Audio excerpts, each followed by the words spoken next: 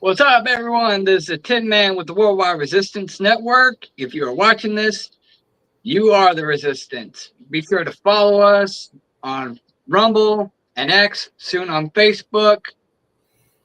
And do check out our online store. The link is in this description of the bio. And today I am joined by Burger King and Reverend Ordo. Reverend, go ahead and plug your stuff. All right. You can check me out on MeWe, Minds, Tumblr, X, Rumble, Getter, Mastodon, as well as Parlor and TikTok.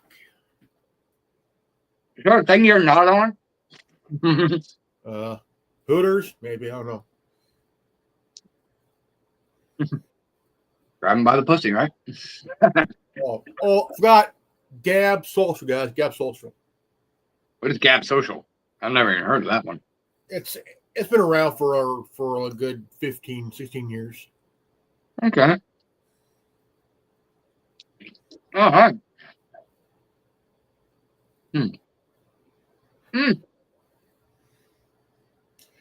It's the only social media platform that's not on Google Play Store or iOS App Store.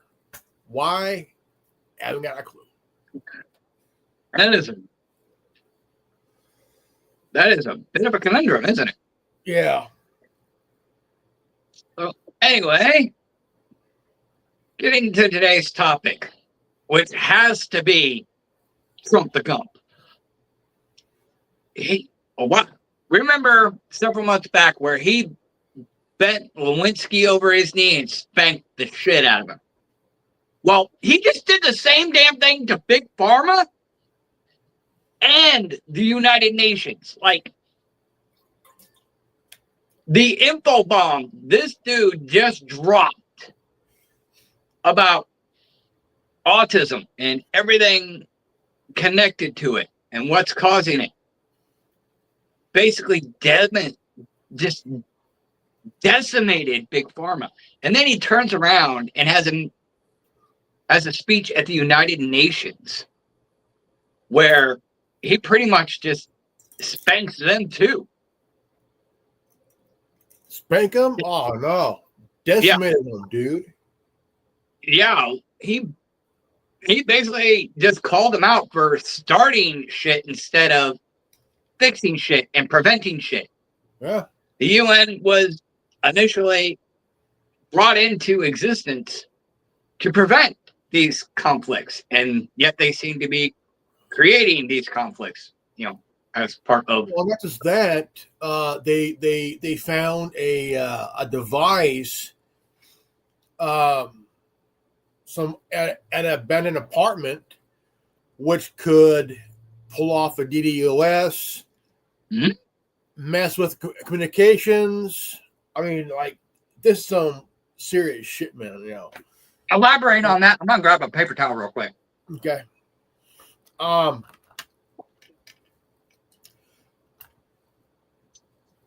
It's equivalent to a miniature version of a supercomputer, but it's a kind of a SIM variant where it could DDoS, distribution of denial of service,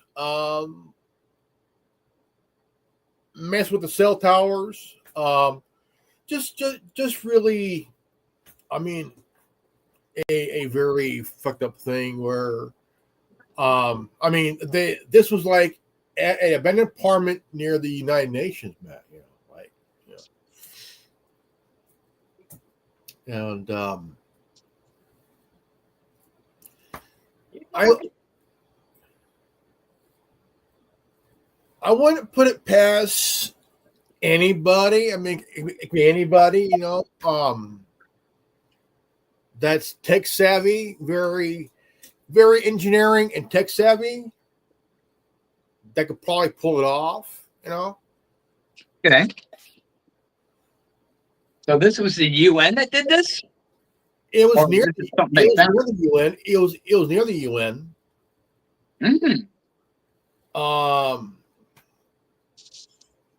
But they found it in an abandoned apartment near the UN. And this kind of shit. Who found it? The feds or like some bystander? Secret Service. Okay, so what was the Secret Service doing in an abandoned apartment? Well, the Secret Service doesn't just protect the president; they also do other things as well. Like makes they like way ahead of time.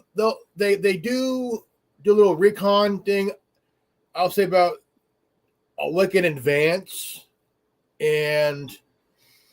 or maybe days in advance and whatnot. So they went to they found this. I don't know how it's made, but they found it, and what it does, it interferes with communications, DDoSs and shit, mess with cell towers, kind of thing.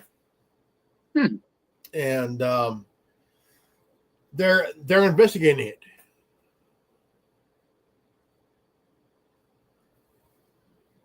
Any idea who planted it?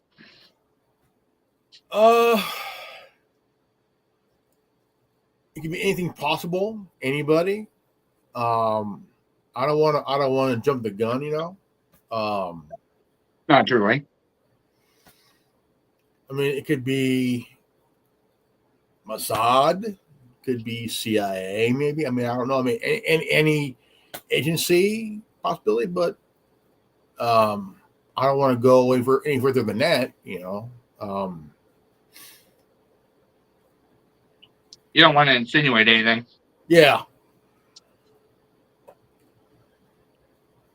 But there has been things made like that where they used smartphones where they line them up in these little slots and they hook them up and shit.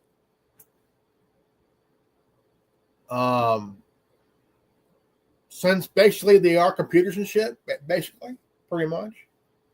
Okay. It's like creating a miniature Oki rigged computer and shit.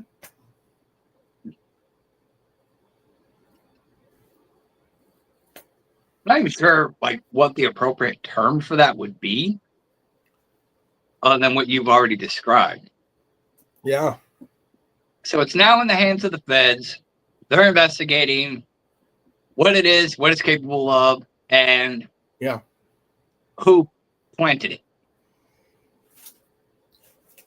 I mean, I wouldn't put it past. I mean, honestly, I wouldn't put it past Mossad at all. Well, I mean, they're notorious for that kind of shit. Yeah, they're. I mean, very, very notorious. I mean, they assassinated innocent people, journalists, and shit like that. Yeah, they've been very bad about the things they do. They fucking bombed the traffic in Qatar, killing 4 Americans. Yeah, like I heard something earlier. I think it was on the Alex Jones show, but it may have just been something I heard in passing on X or even on Facebook, that there is a sub-organization to Zionism, an organization of which BB Shittin' Yoo-Hoo is part of. Yeah, I forget what it is called. If anybody tuning in knows what I'm talking about and can cite the name of this organization, do leave it in the comments section below and feel free to join in on the conversation. Again, today's conversation centers around Trump's announcement regarding the cause of autism, as well as his speech to the UN, where he pretty much spanked the UN, and in his declaration about autism, Yeah. spanked and virtually decimated the pharmaceutical industry and groups like Gates, Fauci, and so many others. So if you have any thoughts or opinions or something you would like to add, feel free to join in the conversation, be part of the roundtable, and give us your thoughts and input, because we would love to hear from you. I see there's three people big time watching right now. Join in the conversation. This is why we call it a roundtable, because it's not just me and Revan, or me, Revan, and Connor. You guys are as much a part of this as anybody else. We want to hear from you. Yeah. We want your thoughts. We want your input. We want to learn and grow and share knowledge and information. So if there's something I don't know and you know, by all means, share. Yeah. Now, Alex Jones, I came across an Alex Jones feed last night, and he was talking about the Charlie Kirk's autopsy results and shit. You know. Yeah. And I'm sitting here listening. And Are you talking about the bullet? Yeah. The magic bullet? Yeah. Speculation? And I'm listening, and I'm trying to think, okay, because the way the report was stated that it acted like a ping pong ball. Yeah, at which point it would have splintered off. It would have effectively disintegrated. I wouldn't say disintegrated as much as it would have fragmented off. Each time it bounces off a piece of bone or something like that, pieces of it will break off. Which is why you want to try to use smaller rounds. Not what it was the round that they used. It was a 30-06, right? Yeah, 30-06. Yeah, you're going to want to use something a lot smaller than that to reduce the shrapnel in the body of a kill. You know, such as a deer or an elk or something. Like out here, we got a lot of deer, and people will go out hunting and they'll use smaller rounds. They use a 30-06 in a German because Mauser. Of the splintering variable. Yeah, they use a 30-06 in a German Mauser as well as a Ruger. Yeah. Now, if you use a 22, it won't do much damage. It will like just get hit. A 22 is like from what I've heard, it's like getting hit with the metal beanbag kind of thing, you know, one of those. Well, I mean, it's gonna do more than a beanbag or a rubber round. It's gonna do far more damage. Yeah. Than any of those. It's going to penetrate and it's going to do some real damage. Yeah. Not as much damage as a 30-06 because, as I said, you know, the 30-06 will, once it hits a hard enough target, it's going to start ping-ponging and splintering. But where it actually hit, the neck bone is actually really soft tissue. And I don't know if you saw it or not, but Alex showed a video of a streamer shooting a test dummy with a 30-06. Yeah. Even with a ballistic plate on, that dummy got fucked up. They first tested it with a piece of bone, completely decimated the bone. Then they put a ballistic plate on over it. Fucked up the ballistic plate too. Okay, so a 30-06 is not going to get lodged in the neck. It might ricochet down depending on where it hit. You know, it could have hit the a collar, not the collarbone, maybe a shoulder blade or something on its way down. Could have hit another bone. There's 206 bones in the human body. Yeah. It could have hit another bone. It wasn't the neck bone that it hit. And at which point it would have been ping-ponging all over the place like a pinball. Well, and splintering up. If it did hit a neck bone, that would have gone just straight through. Yeah, it should have, in theory, gone straight through. With such velocity. So there would have been an entrance and an exit wound. Now, Connor was initially thinking it entered from the right side and exited the left, and that's where you saw the blood. But there was only one wound on the body. Yeah. And that means that the bullet or the fragments thereof were probably still in the body, or it just nicked the artery and went off into the distance or something. But they're saying that the bullet entered the body. It wasn't just a nick. It wasn't a nick of the artery. It was straight. It went in. I've seen the footage where Charlie Kirk got shot. I've seen the footage, and I'm like, man, the way he was hit. You mean Charlie Kirk? Yeah, the way he was hit. Carlson did not get shot, ladies and gentlemen. It was like all of a sudden he put down the microphone, boom, in the neck. You know what I'm saying? Like, as soon as he did this, blood started spewing out and went to the left. I'm like, oh, I mean, it was within a matter of a fraction of a second. Yeah. That his body reacted the way it did, and the blood poured out almost instantaneously. But one thing I do find interesting about that whole thing, and I'm glad you brought up the shoe. It would have blown the back of the neck out, man. Like, dude. Yeah. Depending on where it hit. But one thing I do want to point out, and I'm glad you brought up the shooting, is that it seems very coincidental that Charlie Kirk's assassination happened pretty much just a week and a half, 2 weeks before Trump was set to give his big autism announcement. Yeah.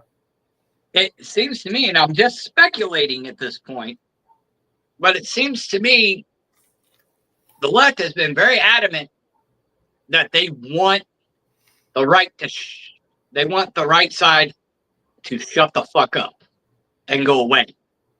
That ain't gonna happen. I think maybe this might have been maybe an attempt by the left, who is very big pro Pharma, to get Trump to back off that whole thing with the autism announcement. No. Again, that's just a theory. Well, they're gonna back off, man. Look, the right ain't gonna back off. I'll tell you why. Charlie Kirk's death ignited the fire. Yeah. It was the match that lit the fire that wakened. It did. It lit a lot of people's pants on fire. It was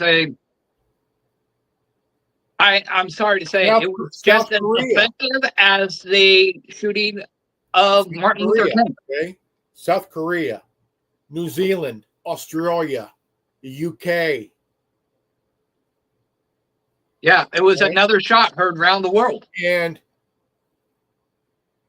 dude, Samoa, I mean, dude, the whole world is mourning this guy. Yeah.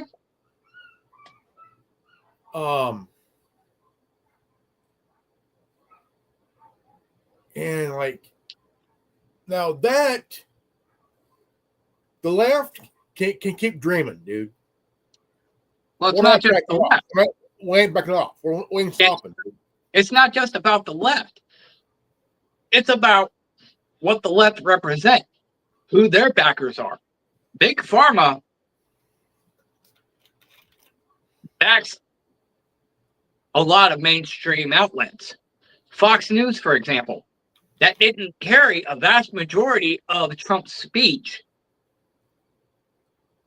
has a great deal of financial contribution from the pharmaceutical industry. So they didn't even attempt to try to carry that feed. Alex Jones brought it up while he and I forget who it was. I know I just they don't I back can't think. the left. They back neocons and rhinos. Yeah, but he was on during that press conference, and they brought up the feed showing that Fox News was not covering it. They were not talking about it at all.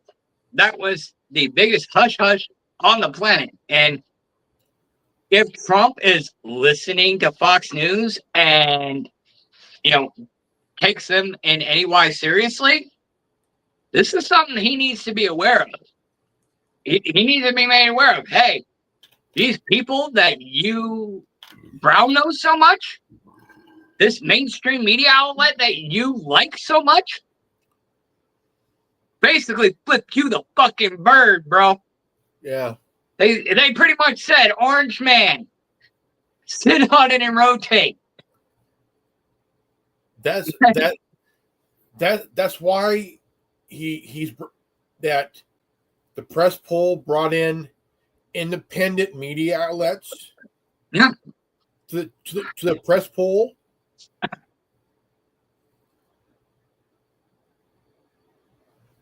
Like Tim Pool, the Next News Network, InfoWars. Yeah. Breitbart. The Daily Mail. Yeah. The Daily Wire. Yeah. All the mainstream media outlets. Yeah. Got in taking precedence over the vast majority of the mainstream media outlets. Now, many of those mainstream outlets are still there, but they're kind of being foreshadowed by independent media for sure. Yeah. But I just think it's funny that, Trump was big on Fox News. He loved Fox News. And yet, they don't love him. Yeah, it's definitely a one-sided relationship on his side. And that is where I will draw a big grievance with Trump, is that he is way too forgiving and turn the other cheek when it comes to shit like this. Like, take Spam Bundy, for instance. Good old Pam Bundy. She's under big fire right now under Trump. Like, he is pissed the fuck off at her. But yet, if you really think about it, he should have been pissed off at her and should have fired her long time ago. Bring in Trey Gowdy. Bring in Trey Gowdy, man. Yeah, but my point is, backing up to when she blocked Kennedy on getting fluoride out of the water. She blocked him on that. Now, these people, they all conversate. Kennedy ain't off on his own, doing his own thing all willy-nilly. Neither is Pam Bondi. Okay? They all sit together and they collaborate. So it was agreed, at least in part, between Kennedy and Trump that Kennedy was going to move to get the fluoride out of the water under Trump's direction. Yeah. And then Spam Bundy goes in and circumvents that and blocks it. If I was Trump, I would have been like, Trump, this. I would fire Pam Bondi and bring in Trey Gowdy. Yeah. Well, I mean, you look at it. That point, dude, he should have been fired right on the spot. There's like, Pam Bondi did what? That She dude, should be fired for that right on the spot. Trey Gowdy is from South Carolina, and that dude is School of Hard Knocks, man. That guy makes a damn good attorney, man. I tell you what. Oh, for sure. And there are some people. There's quite a few people out there who would probably make very good candidates. There are some top picks who are cited as Pam Bondi's replacement. Some are good, some are not. But she should have already been gone. The second she pulled that shit, she should have been gone. But I love Jeannie Pirro, but I would not make her attorney general. No. Bring in somebody that's not from TV. Yeah. Mm-hmm. Exactly. Like Trey Gowdy, man. Like Trey Gowdy, dude. I mean, I understand she wasn't his top pick, and that his top pick was blocked. Yeah. But seriously, it should have been obvious to him from the start that she was nothing more than eye candy. Yeah. And that she was one of those chicks that goes where the money is. So, you know, the second Kennedy went to make that move on the fluoride in the water, Big Pharma came to her, gave her a fat sack of cash, and said, block him. And you know, she freaking caved on Trump in an instant. She went where the money is. Yeah, but he could. He is a gold digger. He will go where the money is. Her loyalty is to the highest bidder, dude. At which point, that was Big Pharma, and she dropped to her knees and went, Big Pharma, I will do whatever you say. He could do that, can he? Oh, Trump fired Spam Bundy? Yeah, he can fire her. No, veto what she did. Yeah, I believe he can. If she went and circumvented his authority, then yeah, by all means, he should be able to. If not, he could fire her and appoint a new attorney general and have that person reverse it. I mean, it's not that hard of a process. I think it's very smart and genius to just fire her anyway, and then just bring in Trey Gowdy, dude. Yeah, she should have been fired. She should not be there right now. And this is where I have my grievance with Trump, because you hear this whole, he's got 3 million employees under him and people are feeding him bad information. Well, at what point do you start firing the people who are giving you bad information? If I got a fucking soda right here and I got somebody in my ear trying to feed me a bunch of bullshit that this is chocolate milk, I'm not going to listen to that person, and I'm not going to keep them around me. If they're going to sit there and force feed the narrative that I need to propagate that this is chocolate milk, that person is not going to be in my ear. No, they'll be an unemployment line, sucking cock for $1. Exactly, and that's what needs to happen with these people.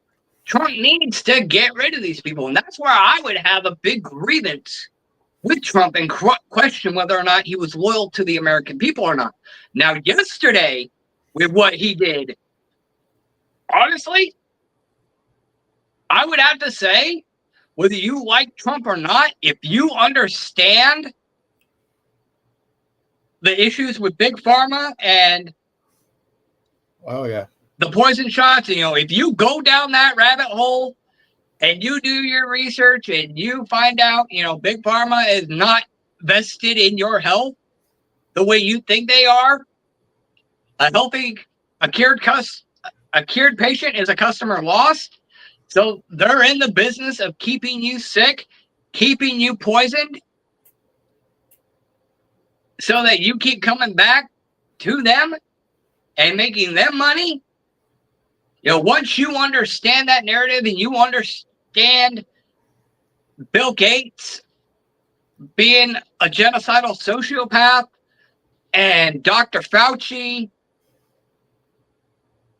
and all this other nonsense, you know, once you go down that rabbit hole and you figure all this stuff out, whether you ascribe to, whether you are left-leaning or right-leaning, Or if center. you understand this, and you see what Trump did yesterday in spanking Big Pharma, which was a death blow to the New World Order agenda, that was Pearl Harbor to the New World Order times 100. Exactly. He just took the New World Order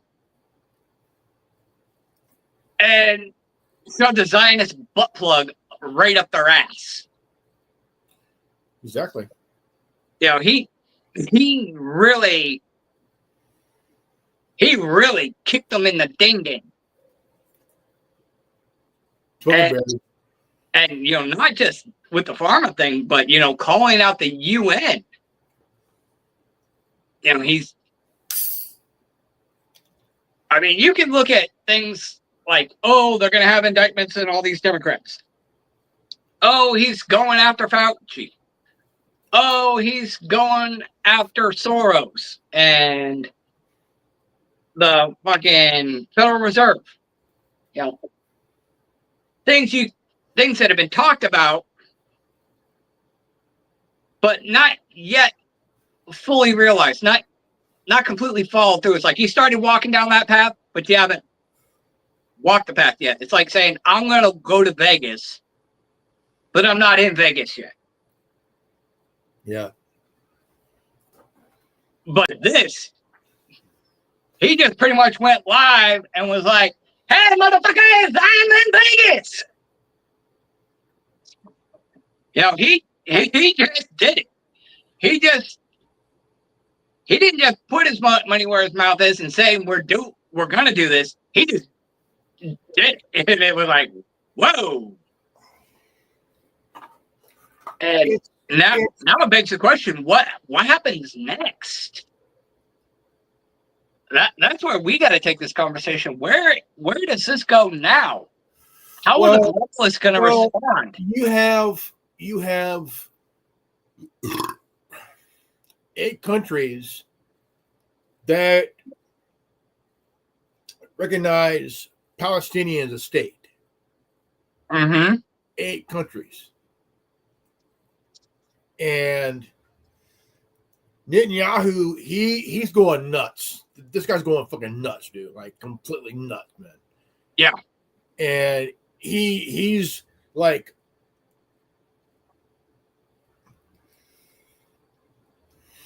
don't know what to do. Yeah. But if he's threatening China, dude, threatening China is like threatening Russia? Russia, yeah. Well, I mean, yeah, they're pretty much buddies. Have an alliance. That would be a bad idea, man. Like, honestly, a bad idea. Because the thing is, if Netanyahu wants to take on Xi Jinping, I tell you what, Netanyahu will be putting the entire Middle East, state of Israel in harm's way. well, not just that.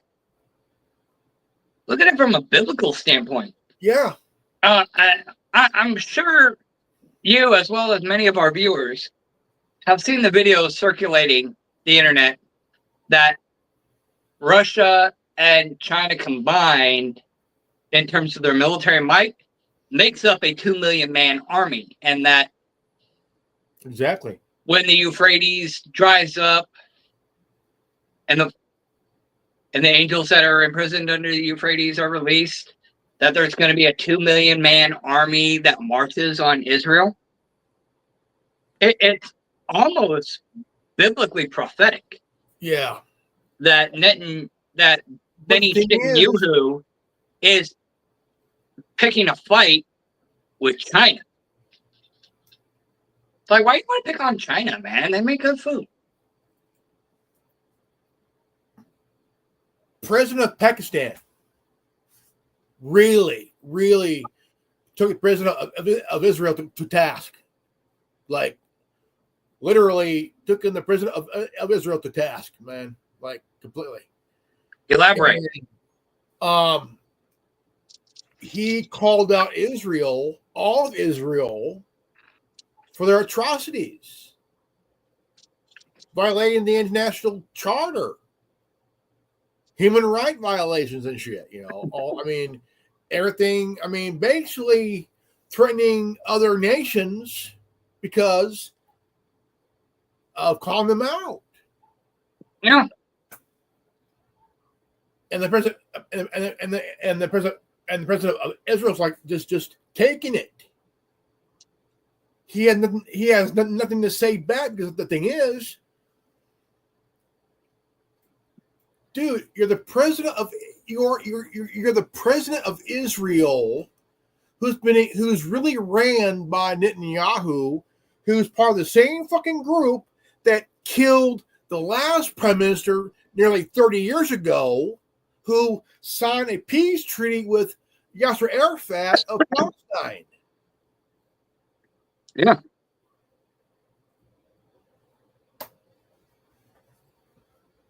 I mean, Israel is by far the most unpopular country in the world. Their popularity is in the toilet. You're anti-Semitic if you don't support Israel. This isn't working as well as it used to, and the people of the world are just like, dude, you're acting like an ass, and we're sick of your shit. You have an Orthodox Jew who wants to see people of Palestine and Israel, the Jewish population, to get along. Yeah, they got along before the state of Israel even happened. Yeah, they had a good. The Jews and the Palestinians and much of the Middle East had good relations. In fact, after the Crusades and during and after the Crusades, the Muslim community, in large part, took Israelis in and gave them safe haven. But when you come in and start acting a fool, it's kind of like, okay, I invite somebody to come and live with me because they're down and out, and then I go to work and then I come home and they've got the locks changed and say, this is my house now. Yeah. I mean, that's where a lot of this started. You pull that shit off with not just one person, but entire countries. Yeah, they're not going to like you very much. Yeah. And you can't sit there and say, oh, poor Israel, anti-Semitism, because of shit that happened during World War II. Yeah, what happened was an atrocity. It should not have happened. Yeah. Regardless of how you look at it. It was a bad scene. But you cannot use that as a crutch and a get-out-of-jail-free card. No.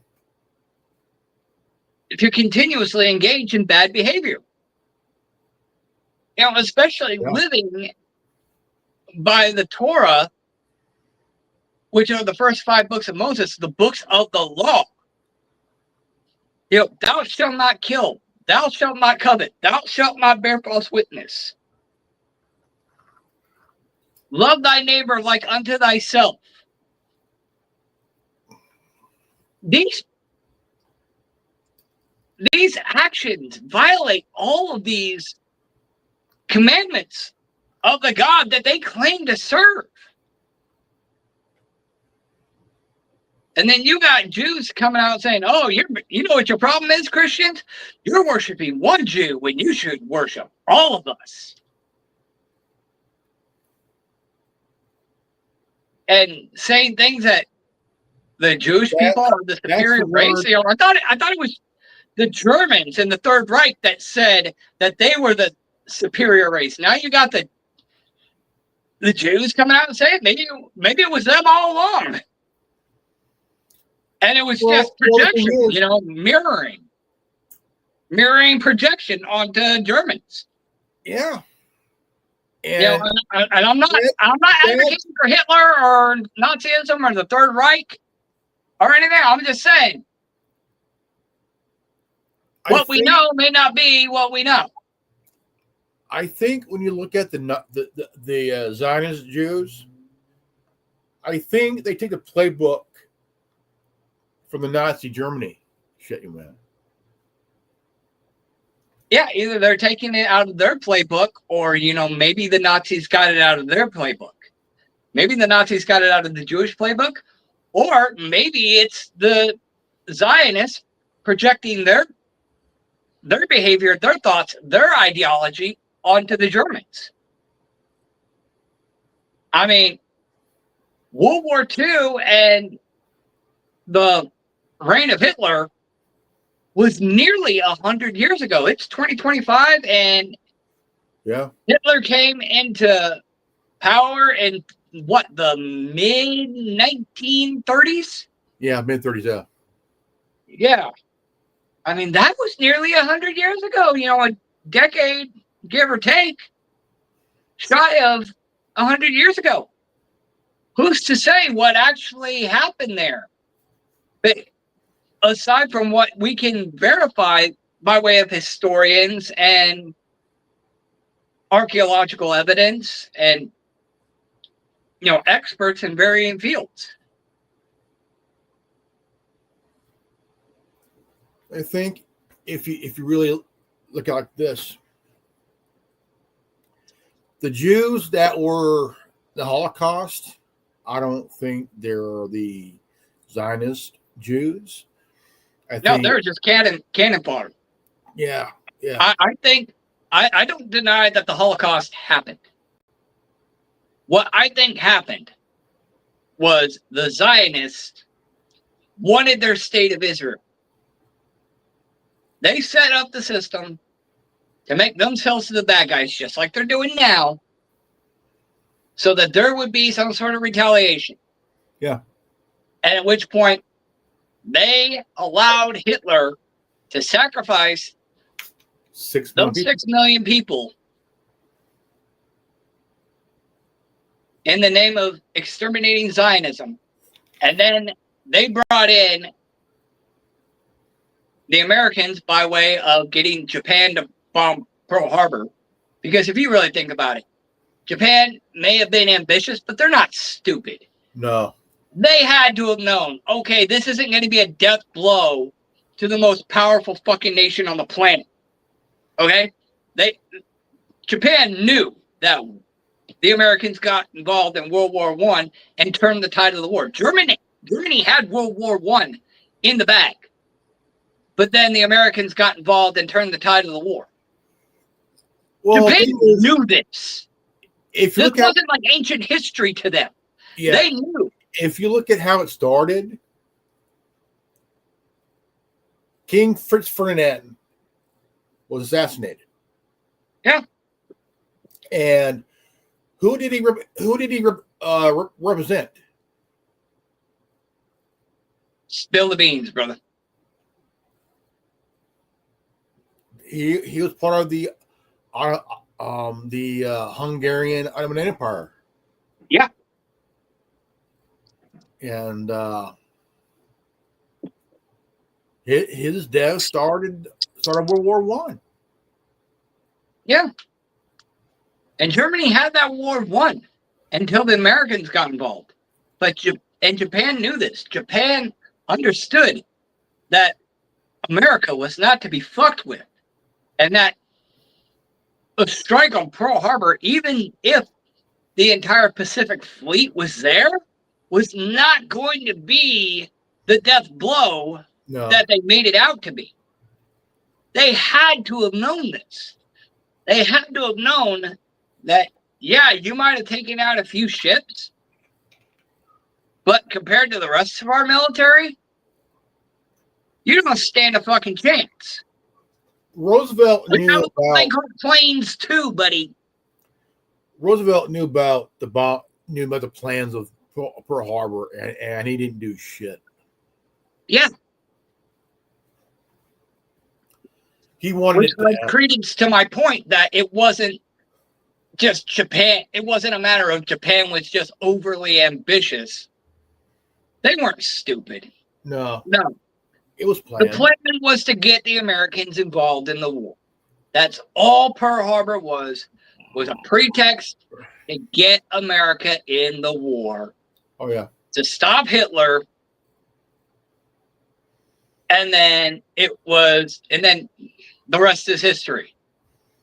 In comes Germany. In comes the anti-Semitism card and the endless victim card, the United Nations, the formation of the State of Israel.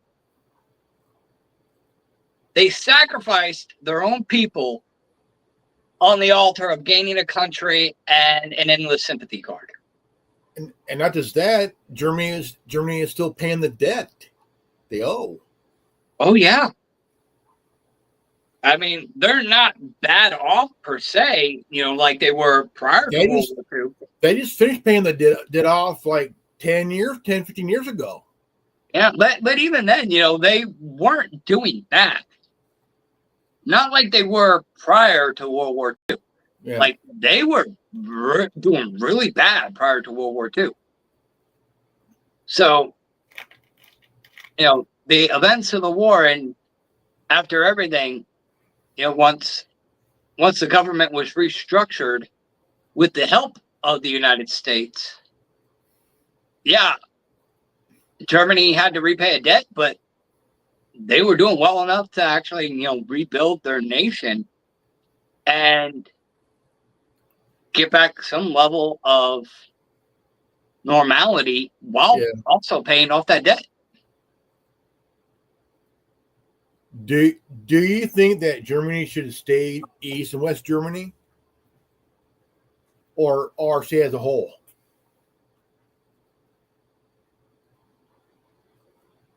I honestly think there's strength in numbers, and a house divided cannot stand. But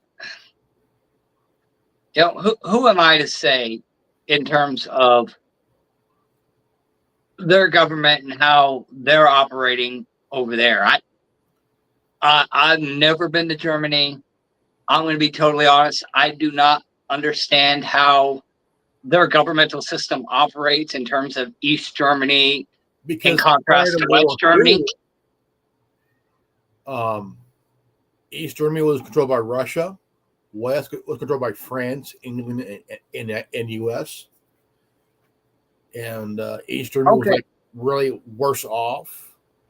Okay, so I wasn't even aware of this. Yeah. I thought Germany was still an independence. An independent entity as part of or at the very least, a part of the EU. After 1946, until 89, 91, Germany started to unite itself because after the wall, because Reagan and Gorbachev started to talk about tearing the wall down. Started talking about getting Germany back up and running again, because East Germany was bad from the 50s to about 90, and because East Germany, they were picking up where the Gestapo left off. Yeah. And West Germany had France, U.S., and Britain. West Germany was like, hey, we're doing pretty good. But Reagan and Gorbachev, they started talking, and in Berlin, from the wall, he said, Mr. Gorbachev, tear down this wall. Yeah. And that's where communism ended, or so we thought. By the way, did you hear about what Kamala Harris is saying about Trump now? Oh, Mrs. Word Salad? Yeah, she is saying that Trump is a communist dictator.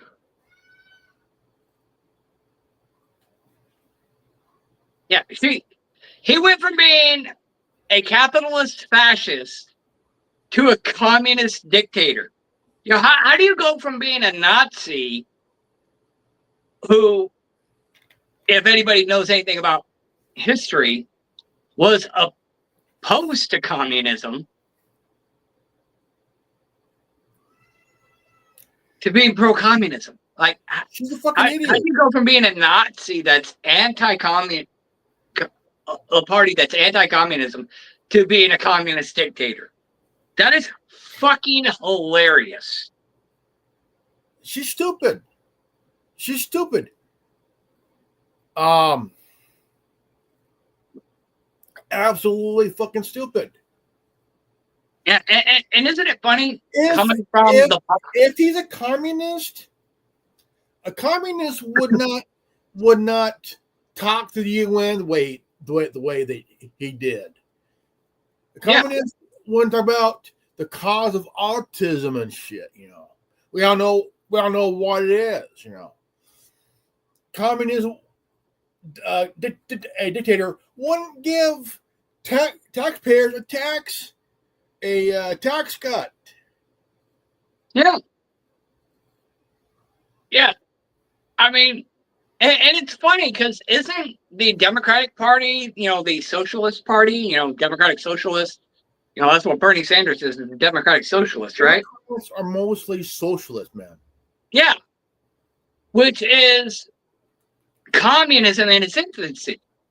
So for a socialist to sit there and say that Trump is a communist, going from a Nazi from an anti-communist Nazi to a communist dictator, and this coming from a socialist, is just downright hilarious on so many fucking fronts. This woman has been sucking too much cock in her life, man. I don't know, man. With the action, she's probably not getting enough dick. Yeah. It's probably she ain't lesbian because we're like kind of funny. Breaking news: Joe Biden and Kamala Harris caught in having an affair, scissoring while having the runs. Dude, I just ate. To quote Ron White. Here's a pill called Tricox again. To quote Ron White, things that make you go boo. Just no. Just even a Democrat would not want that in their head. No. The Democrats would not want that image in their head. No. You have just aligned both parties in not wanting something. Yeah. It's like all parties across the board are in agreement that we do not like the image that Revan just put in our head. You have just united the Republican and Democratic Party. Congratulations, Revan. But getting back to Trump. Trust me, I will never do this again because it's illegal to compete in women's sports. Okay, that was out of left field, but yeah. Getting back to Trump and what he's done. What happens next? You think they're going to try to kill him at this point? He just pretty much had that JFK speech. That was the equivalent to the JFK speech that got JFK killed. Here's one thing that I want to see happen, and it'll be a shocker. Do you know the executive order that Kennedy came out with for the silver dollar, the silver certificate and shit? If I remember correctly, the one document that I recall regarding Kennedy after he had that speech was, I believe it was W199I. Yeah. Was that right? Yeah. Yeah, it was W199I. If Trump, Stating that he was going to abolish the Federal Reserve and then began pulling us out of Vietnam. And at that point, that it was the executive order and bringing in the silver certificates and shit. Yeah. Because we were still on the silver standard, right? Yeah. We were on the gold and silver standard, right? Yeah. And then it was Nixon that took us off the gold standard. Yeah. Am I correct? Okay, yeah. If it brings us back on the gold standard, I'll tell you what, that would be the biggest middle finger ever. Oh yeah, I mean, if he manages to federalize the Federal Reserve and bring back the gold and silver standards, it's check. It's check at that point. Fucking New World Order's in check. Yeah, it's complete checkmate, man. Well, I wouldn't say necessarily checkmate, but definitely you got the king in check. Well, it's checkmate to a certain degree, though. I mean, yeah. It wouldn't be checkmate until I personally would say until the 13 families have had all their resources and influence stripped of them, and the perpetrators that remain alive and those who continue to participate in the New World Order agenda and those criminal activities, until those people are prosecuted and the 13 families in their entirety are stripped of their wealth, resources, and influence. Oh, yeah. Then it's not checkmate, because the New World Order will just come back down the line. Until these people have been completely decimated, until the New World Order chieftains, forget the Democrats.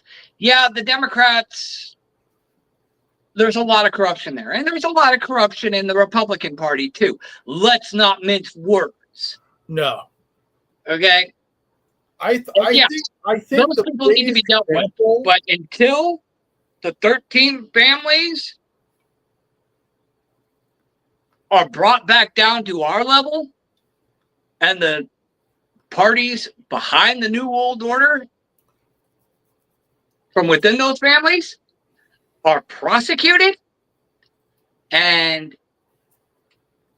found guilty, the New World Order will always return. It will be an inevitability until. I think, just an example, I would have gone after Maxine Waters, Nancy Pelosi. Just set an example of, we're going to go after you. It may take time, but we're going to go after you. Yeah, but you figure, like the agencies like the FBI, the DOJ, and all that, those are the pawns on the board. And you've got the higher ups, the political parties and the outside investors, like Gates, Soros, Fauci. Those are your rooks, your bishops, your knights, all that.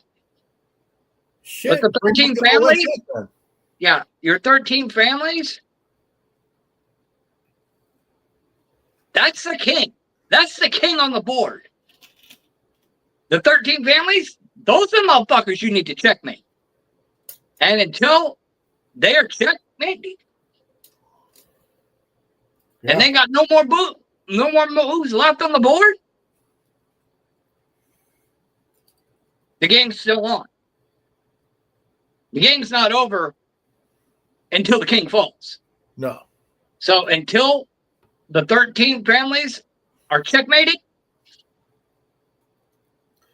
the game's still in play. The board is still in play. Yeah. I think if you really want to scare the 13 families, just do one thing to really scare them, to make a point. Let's hear it. Hack them. No. Hack them and freeze about 30% of what they have. Dude, 30% really isn't nothing compared to what they fucking would spend to get themselves out of trouble. Okay, No. you would have to completely eradicate their entire purchase. It's an example of saying, this is just a start. This is just a start. And if we wanted to, we could just go full bore 100% and you have fucking nothing. Yeah. Freeze it, and leave no way to unfreeze it. Well, I'm not that tech savvy. And so I cannot weigh in one way or another as to how effective that would or would not be in terms of it causing any sort of long-term or even permanent damage. But what I would suggest as far as the political board is concerned, and I've said this before, I think Trump needs to stop pussyfooting around with Netanyahu and the EU. He needs to pull out of all of these triple-digit or triple-letter organizations like the World Economic Forum, and World Health Organization, and all this other shit. Get the U.S. out of all these things. Get out of the UN. Get out of NATO. Quit fucking with Zelensky and Benjamin Netanyahu, and form an alliance with Russia. Form a mom and pop alliance with Russia. Yeah. And then look at the rest of the world and go, okay, kids, mom and pop are back on the same page now. Yeah. We're not at each other's throats anymore. We're not enemies. We're allies. We're not playing this stupid little fucking game of keeping the parents pitted against each other while the kids fuck off and run the house. If Reagan and Gorbachev can pull off this shit, so can Trump and Putin, Exactly. If the two of them formed an alliance and said, and looked at the rest of the world and said, okay, kids, mom and pop are back on the same page now. You don't run the house anymore. You all get back to your rooms and start playing nice, or mom and pop got a belt for your ass. Honestly, I think the U.S. need to be part of BRICS, man. Yeah. It wouldn't be a bad idea. And at which point, you can then look at Brazil, Russia, India, China, South Africa. Mexico's in it too. Yeah, at which point, they're all rich in mineral resources. That would be a huge win. Oh, dude. Mexico is part of the BRICS banks now. Yeah. Which are in opposition to the Rothschild banks. Indonesia is in as well. Yeah. Exactly. You really want to demonstrate the New World Order, this is how you do it. Total, there's 12 countries that's in BRICS right now. Yep. 12. Okay? Trump wants to break up BRICS. That ain't going to happen. Honestly, that would probably be the best thing to do is form an alliance with BRICS. Forget trying to break them up. Break up the Rothschild central bank. That's what you need to do, Trumpy poo. See, this is where you be fucking up, buddy. Brazil, Russia, India, China, South Africa, they came together and they built this system.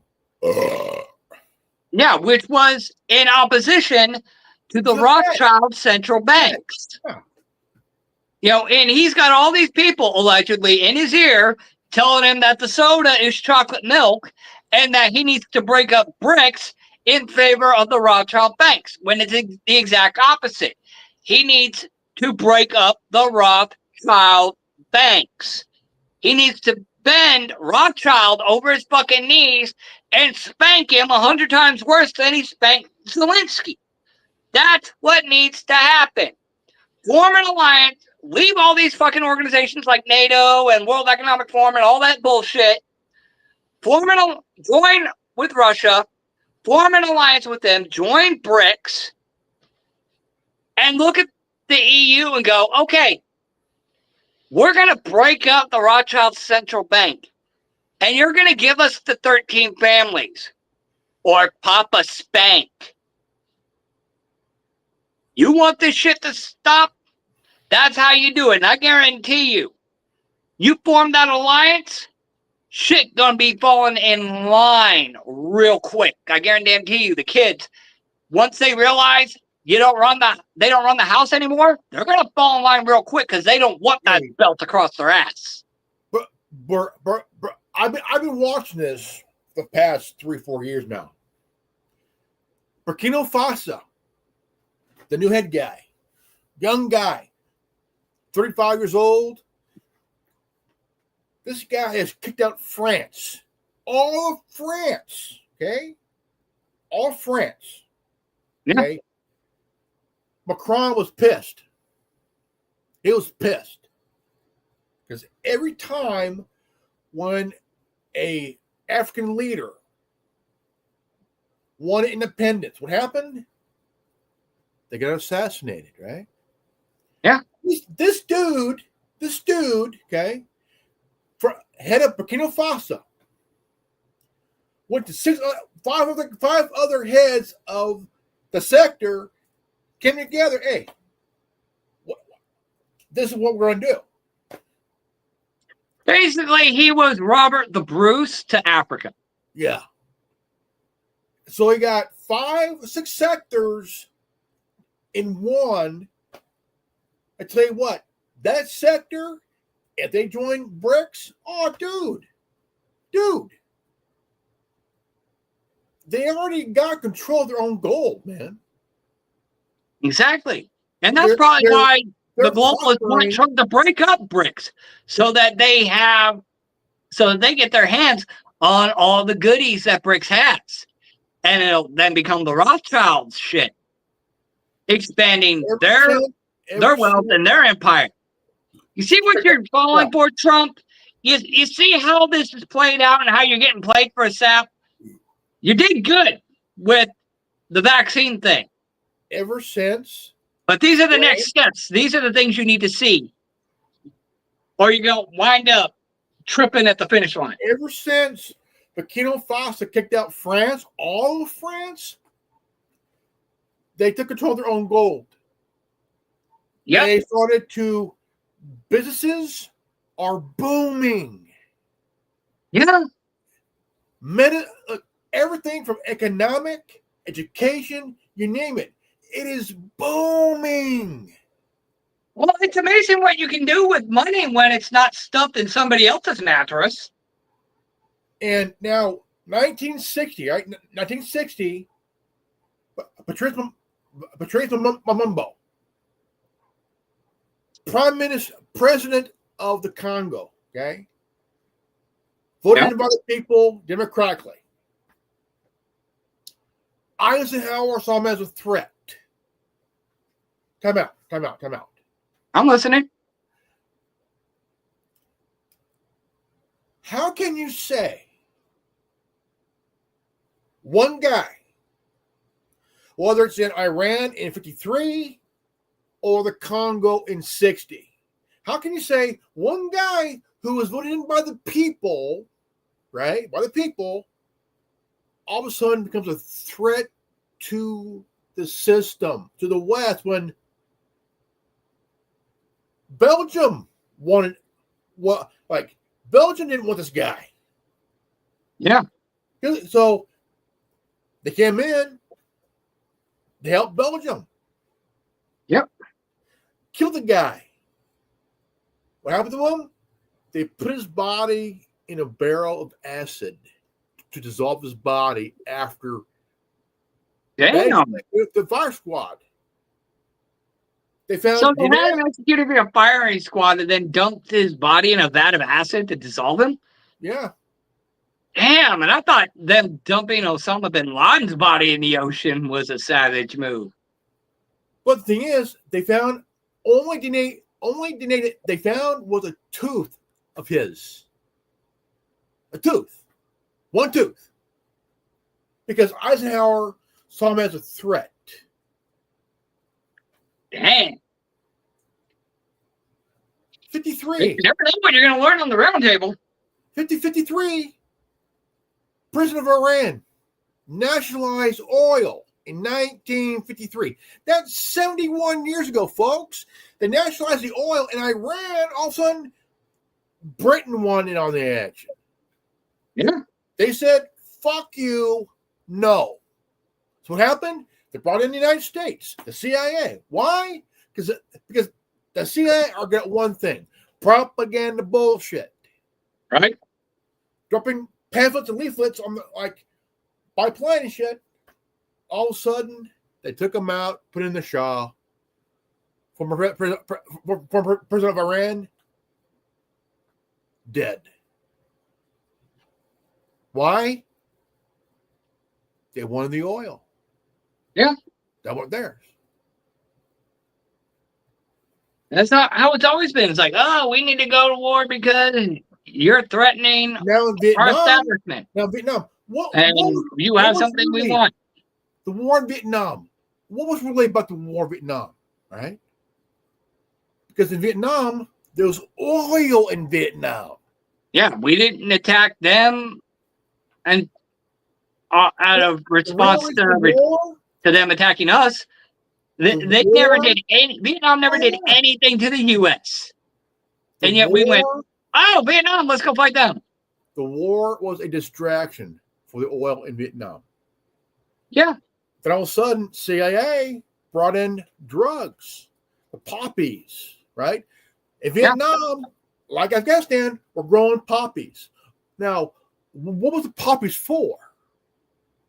Opiates. Opium and heroin, right? In the Old West, the Chinese brought opium.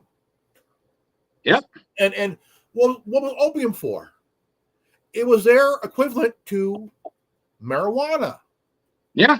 They had opium dens. Cowboys would go in there, smoking opium. Yep. It was big money. So they took the poppies from Vietnam, made them into heroin, brought it in, made the veterans addicted, homeless. Yep.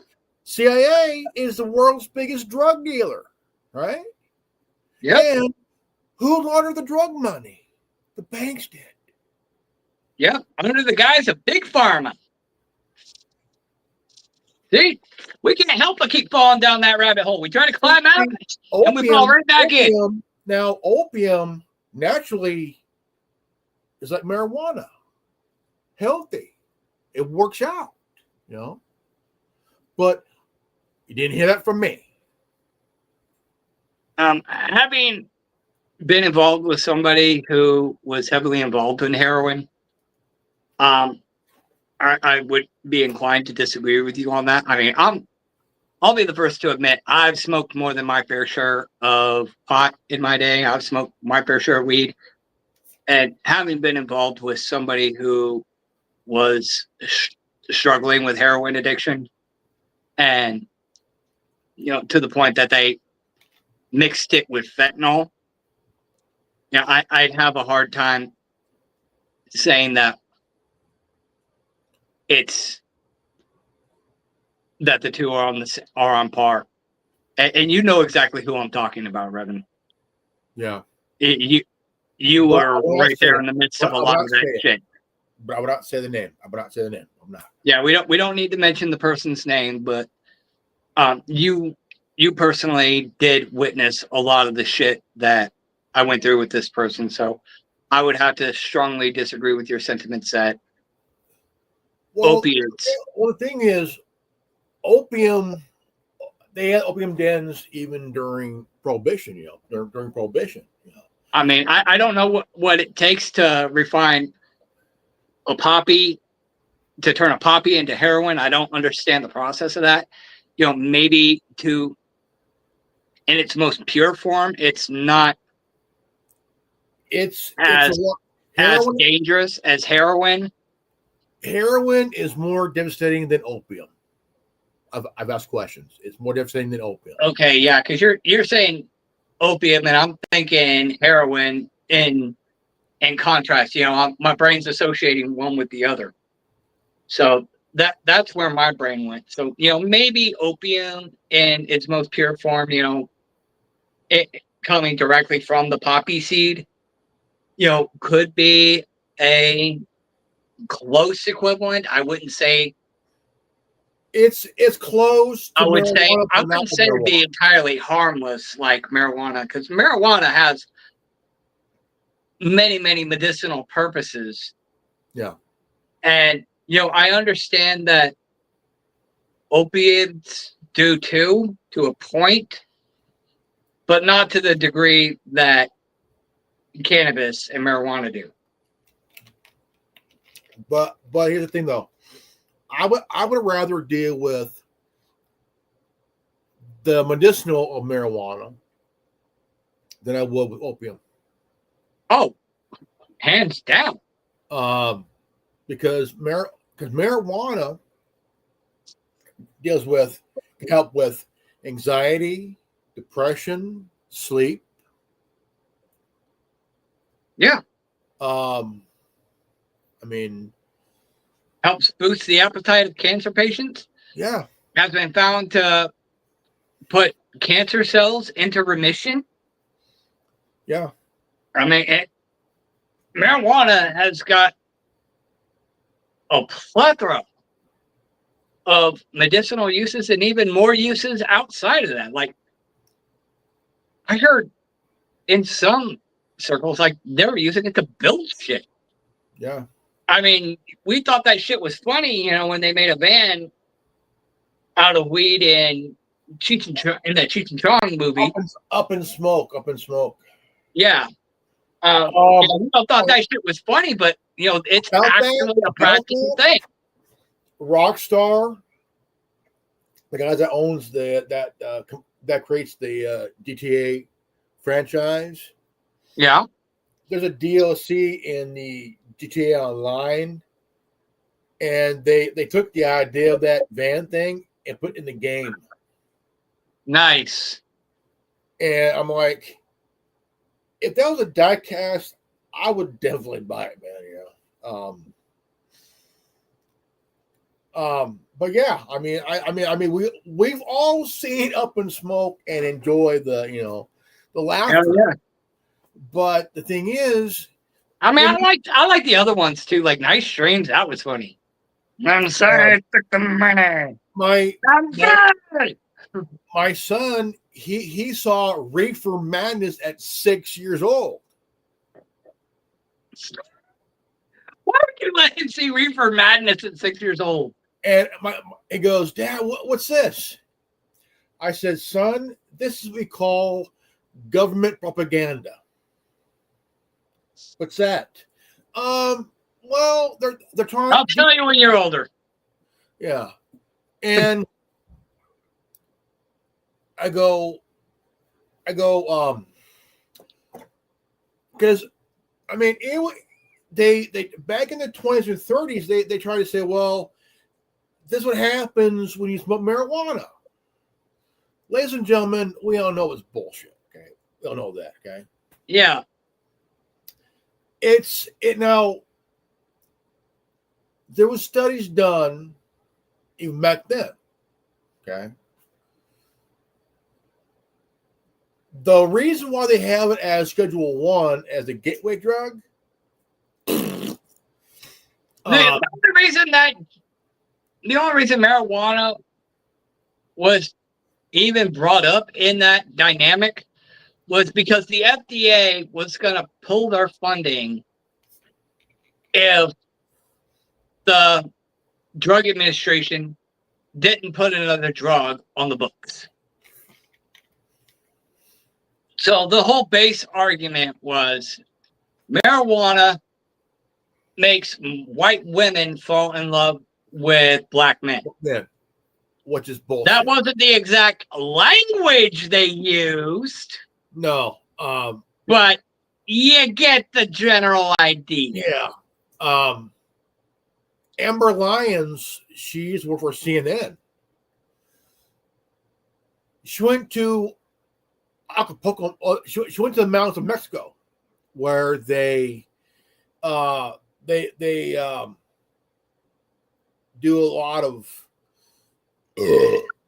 psychedelic kind of medicine kind of thing, you know, up there. Yeah. And she goes, this they will not allow in the United States. Oh, of course not. And you have guys that do the farming, they chew on the leaves and like because it's like equivalent to coffee in a way, but more of a stimulant that's like it's more stronger than energy drinks. Okay, more stronger than that, but it's doesn't give that. Yeah. Did you read what it said?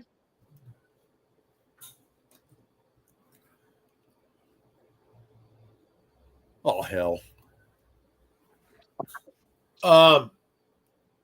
But energy drinks are bad for you, man. You know, I don't know why they make them in the first place. You know. Yeah. I've been a coffee guy my whole life.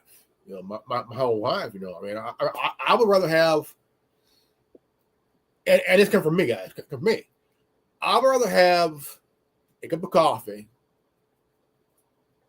than an energy drink. Yeah. Because whatever is in the energy drinks,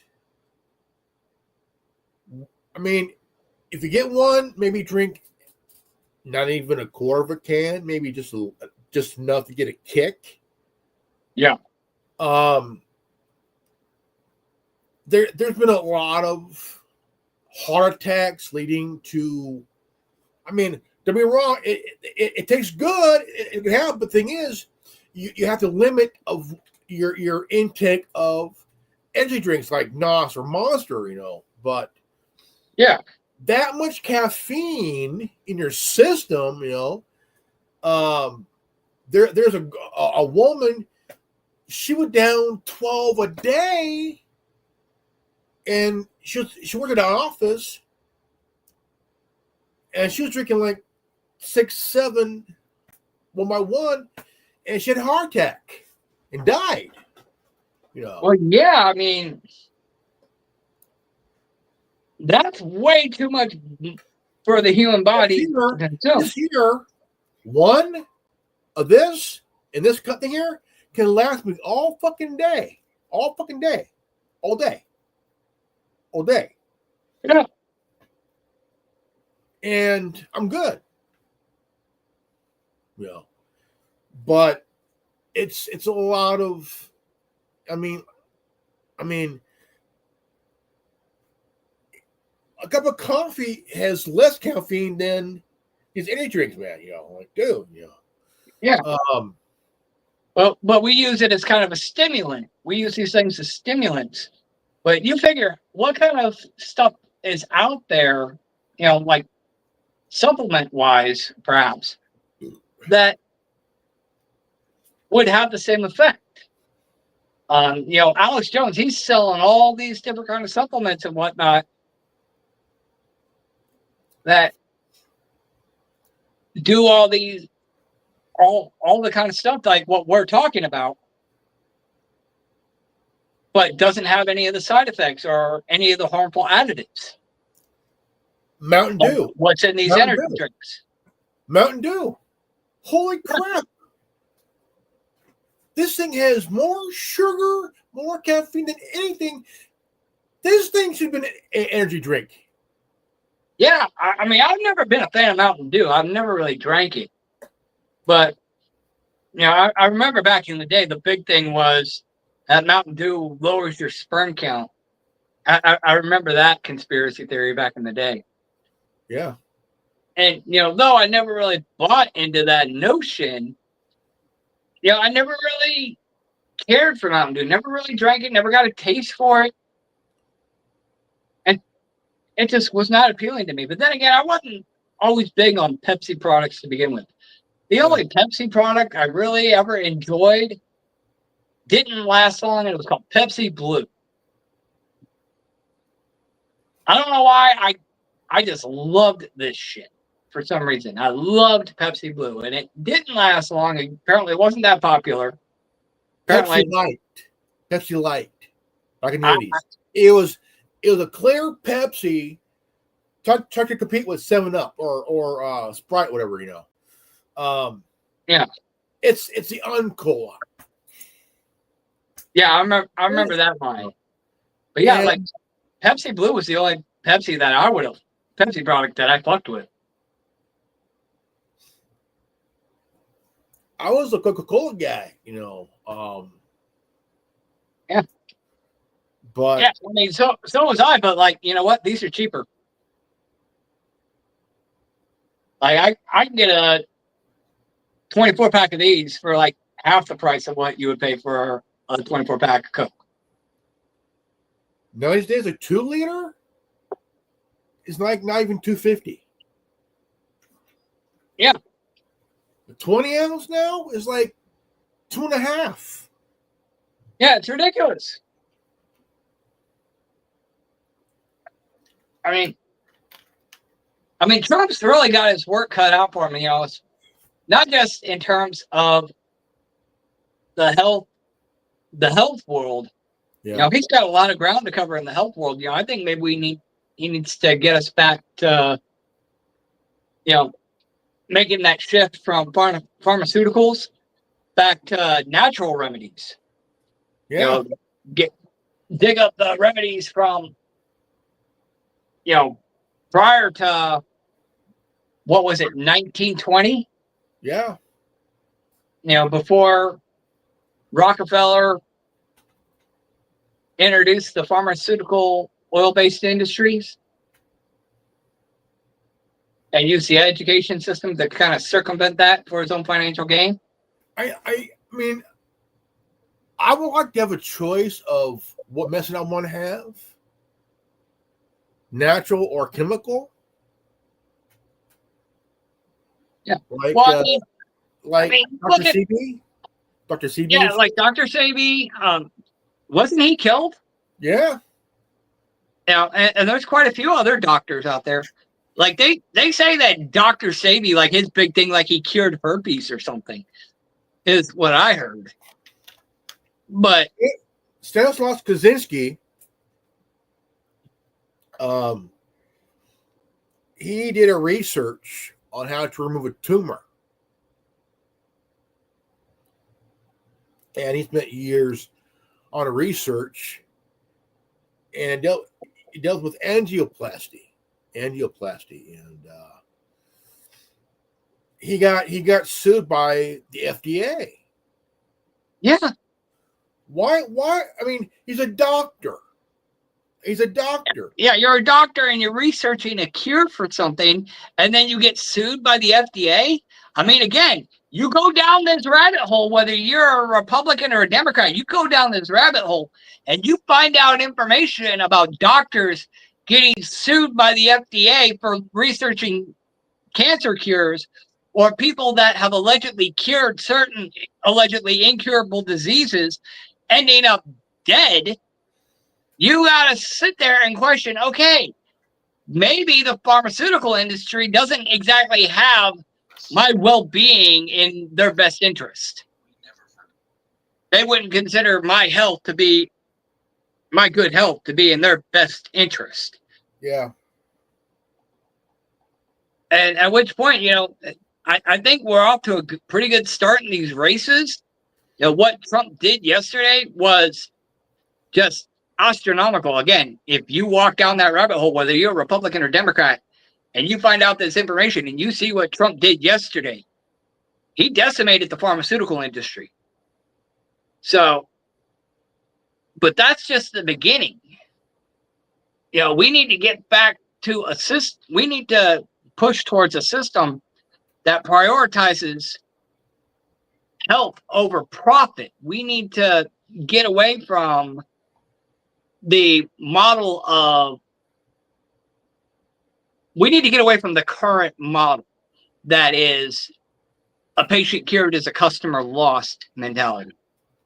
We need to get the health industry needs to be shifted to what it was initially intended to be, or at least propagated to be.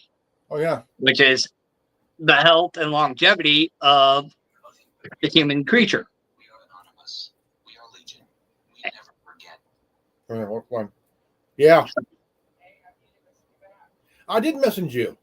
I said I texted you and I said I'll call you back in a little bit. Who's that, Zero? No, it's my son. Ah.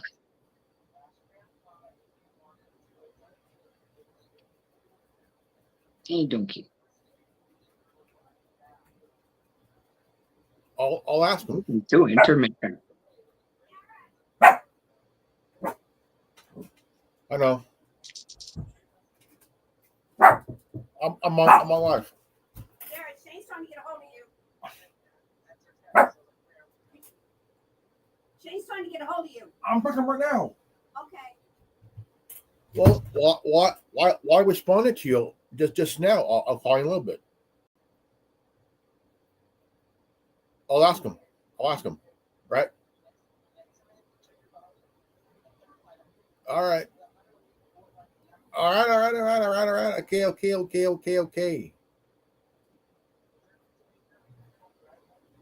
All right. Okay. I'll ask him. I will. All right. Chill out, relax. Yeah. Yeah, good, man. I'm good.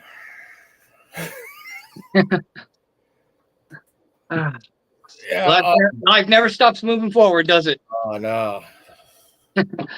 Yeah, but we need to getting back to what we were talking about.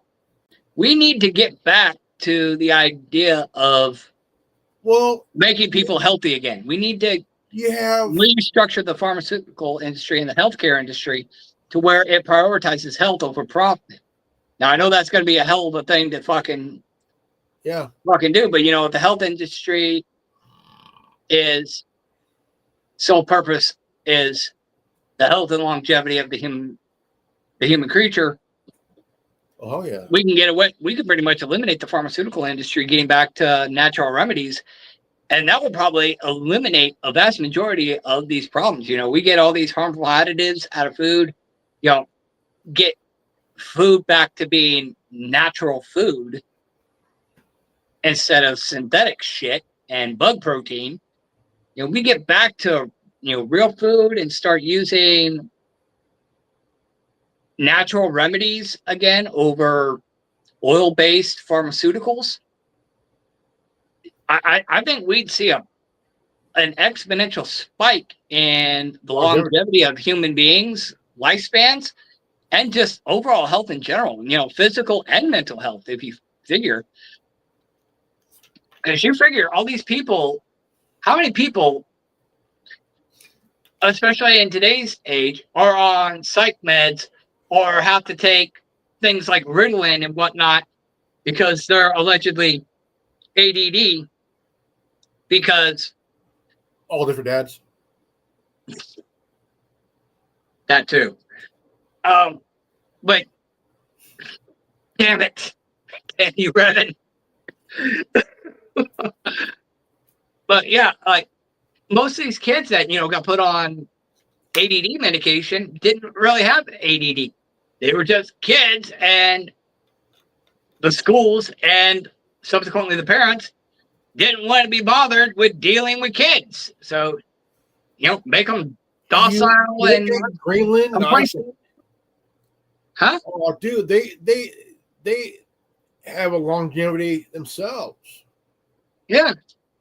Better longevity than us, man, And I was watching a video on Iceland, like, man, they they get their power from a volcano, dude. Yeah. I mean, you figure you could probably power the islands of Hawaii on the volcanoes there.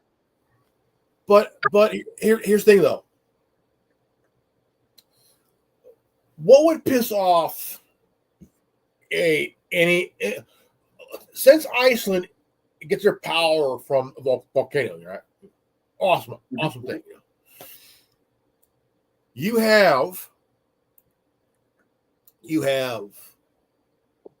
countries like ours, right? Ours and the UK, Yeah. and wanting on the action. Why? Why not? Profitable. But the thing is, Iceland don't want to share this thing because it will be taken away by corporations, Yeah, you'd probably if you do form a privatized energy.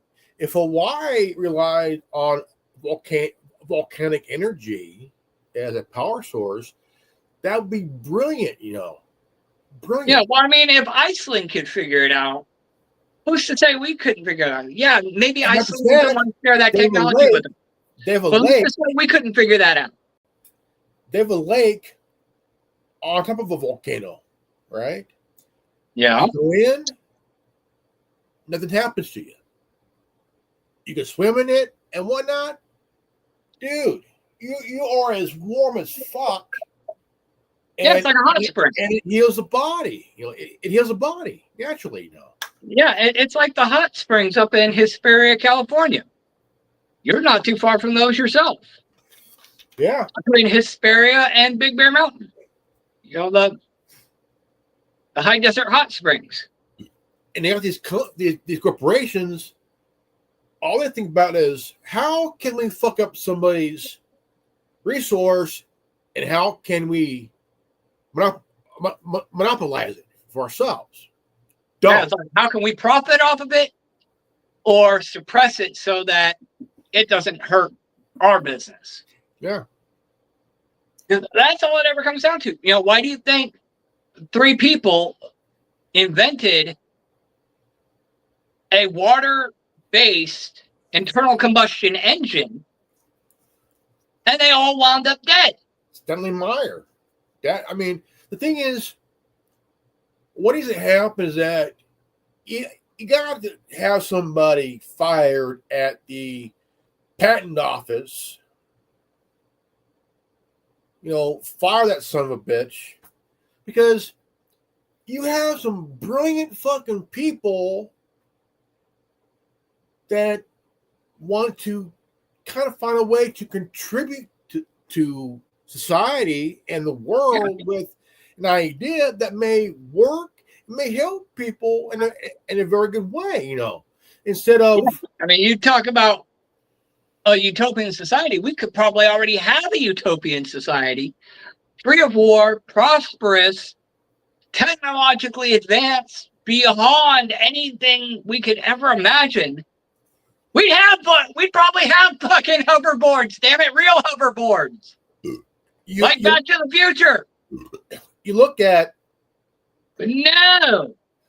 You look at, for example, if you look up and down Route 66, right, you could probably see a town that's been abandoned, right, down to fucking nothing. Yeah, you see quite a few, actually.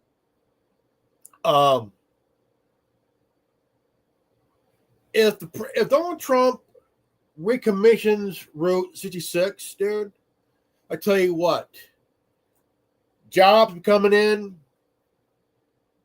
people will leave the cities and shit for something better.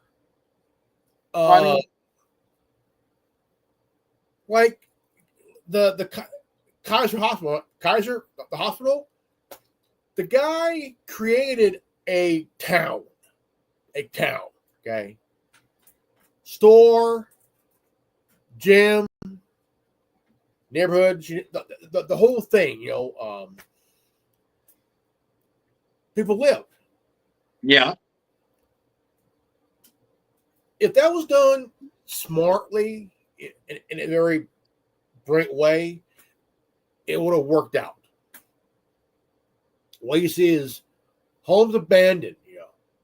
Why not somebody with the common sense and the money and the stones to go and take it, renovate this part where people can actually have a place to go and get away from assholes and just get away from the cities. Well, you figure prior to around the time of the Great Depression, the majority of Americans didn't live in big cities. They lived in rural areas, farming. Most people owned their own land and had farms and were, in many regards, fairly self-sufficient. And even then, they were hit hard. If we have an economic collapse like what we had in 29 of the last century, the majority of human beings are fucked. I mean, most men nowadays don't know how to change a fucking tire. Yeah. I've got friends from California that are just amazed at the stuff that I've learned. Like, just automotive, basic plumbing, electrical, just basic handyman shit. Yeah. Again, automotive shit. I can't rebuild a transmission or pull a fucking engine, because I don't have a cherry picker for that. But I guarantee you, most anything on a car, I can fix. Oh, yeah. The only two things I don't really like to fuck with on a car would be a transmission and the timing chain. Oh, yeah. Those are like the only two big things I try to avoid fucking with. Anything else I can do. I think and I'm self-taught.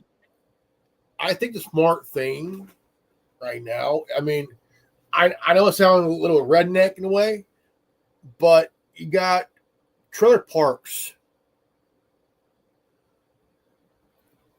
Some areas where people just want to live in a trailer park because they can't afford, man, Yeah. I wouldn't mind living in a trailer park, myself. Yeah, I mean, and even in California, like California in particular, there's some well-developed trailer parks. But the biggest problem we got is these goddamn dumbass multimillionaires. They're buying them up and raising the rent. Well, at which point there needs to be regulations that say, hey, and that goes back to economics, and inflation. You got people who are capitalizing on inflation going, oh, well, the cost of living's going up, so I'm just going to jack up the cost on my properties. And if you can't afford to live there, it's like, well, then you don't deserve to live in this area. Well, I'm sorry, but you know what? Who wants to live in the fucking ghettos of fucking California? I mean, I can understand, wanting that, beachfront property being expensive and whatnot, but when you've got a fucking 1-bedroom apartment going for $1,200, anywhere from $1,200 to $2,500 a month in the inland areas, that's fucking ridiculous. Yeah. That's price gouging like a motherfucker. And you're just a shitty fucking human being at that point for doing something like that. And they know it. And there's a lot of people who will do that shit. And then there's a lot of people who are fairly reasonable who won't do that. It really depends on not so much where you live, but the kind of people you'd be renting from. People like Andrew Tate say it's not good to own a property because, what's yours really isn't yours. And that's true to a major point. That's a big point, and he's not wrong in that observation. But renting to own or even leasing a home is far less costly than renting. I've always said this. If I ever had, I mean, if I had the dough, like serious dough, I would buy a couple of trailer parks and just literally fix it where rent is affordable, and because there are people out there that have a hard time paying their rent and their mortgage. I mean, Yeah. even if you're living in a van or a motorhome, hey, park it, man. Park it.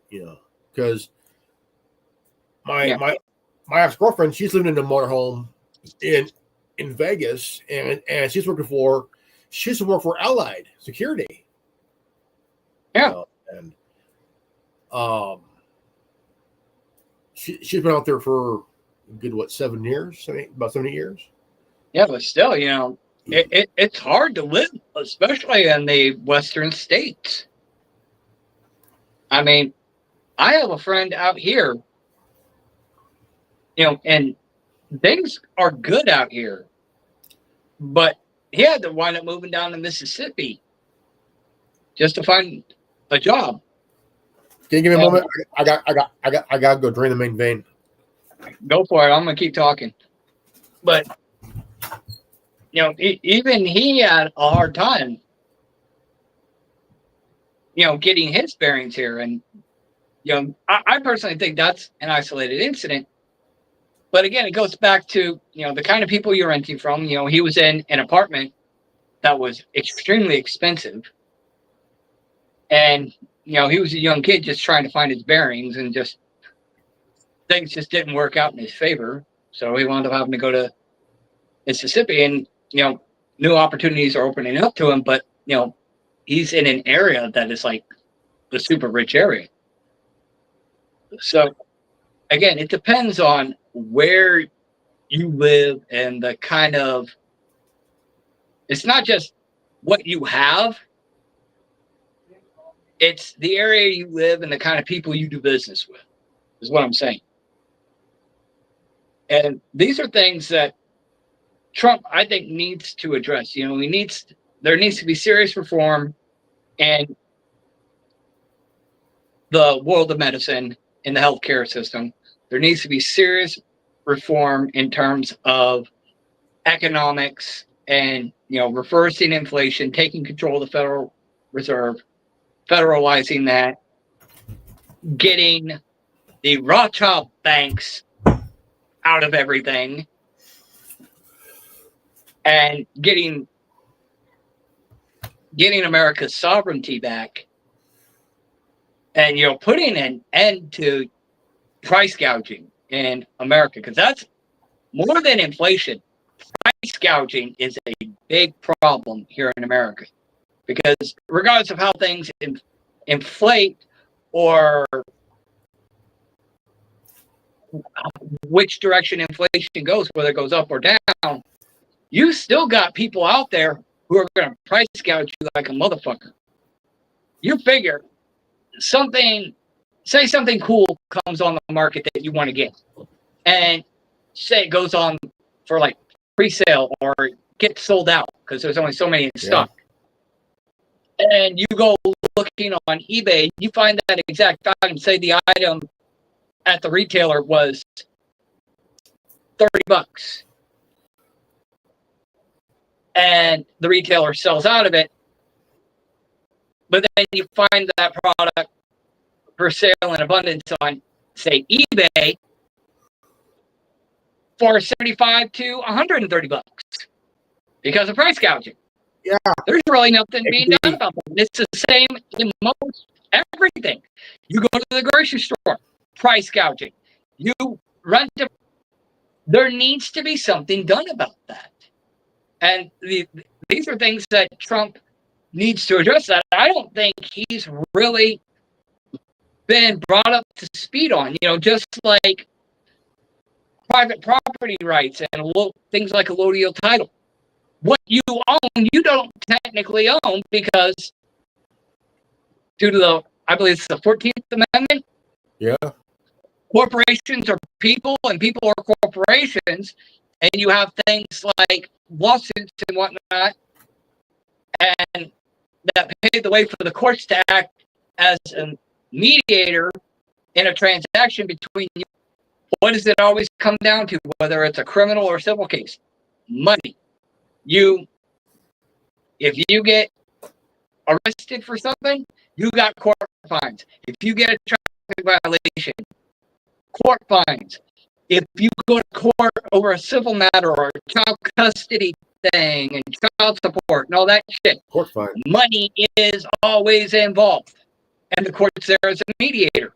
So your private property is not private property because it can be levied against it to the American people in terms of private property. You inherit property. The state comes after you for 14% inheritance tax.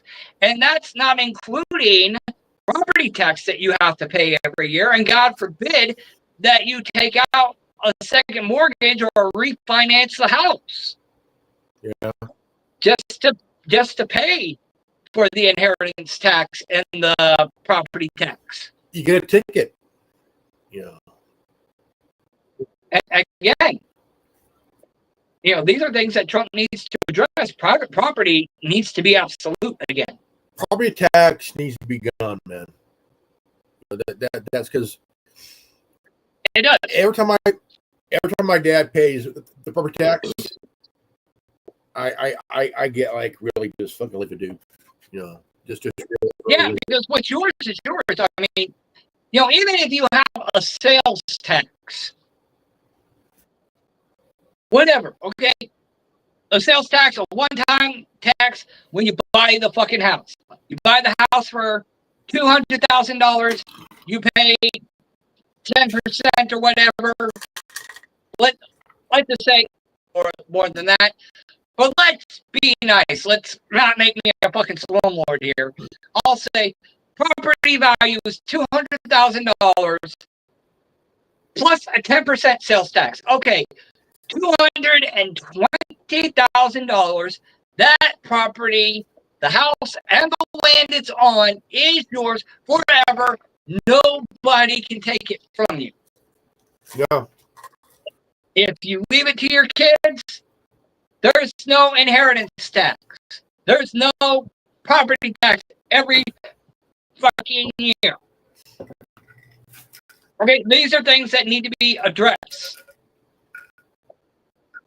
And I'm not gonna lie, Trump wowed the fuck out of me with his fucking move yesterday. I was floored when I saw Trump say the things he said and declare that vaccines in conjunction with things like Tylenol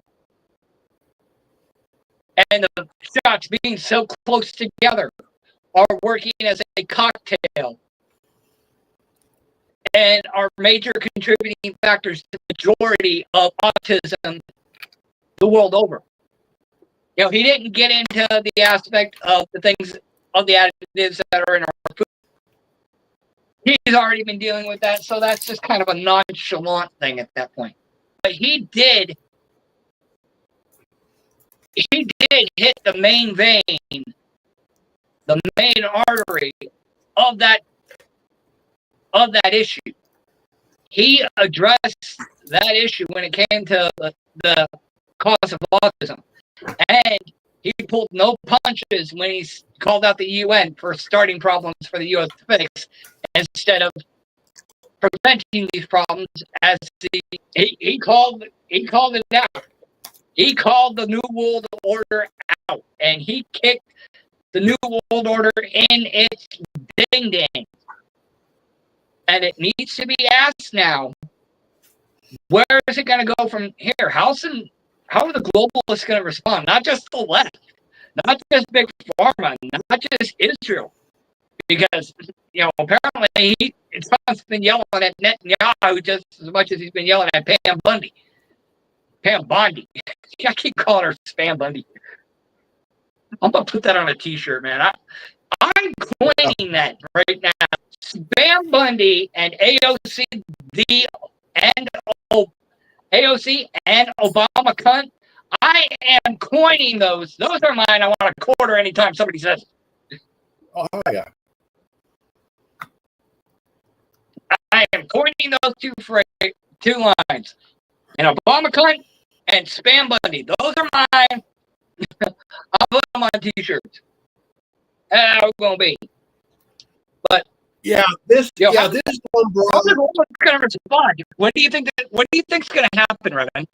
Now that you're back and you're done on the phone and playing with your wee wee. I think what needs to happen. What do you think's gonna be the response from Big Pharma and the globalists and the left? I think the thing with AOC, I think she needs to be seriously investigating shit like oh, no doubt. Because of her, there would have been 25,000 Amazon jobs in New York. Yeah, she totally fucked that. And people want to elect her president? Just the whole thing on Amazon alone would be like, no.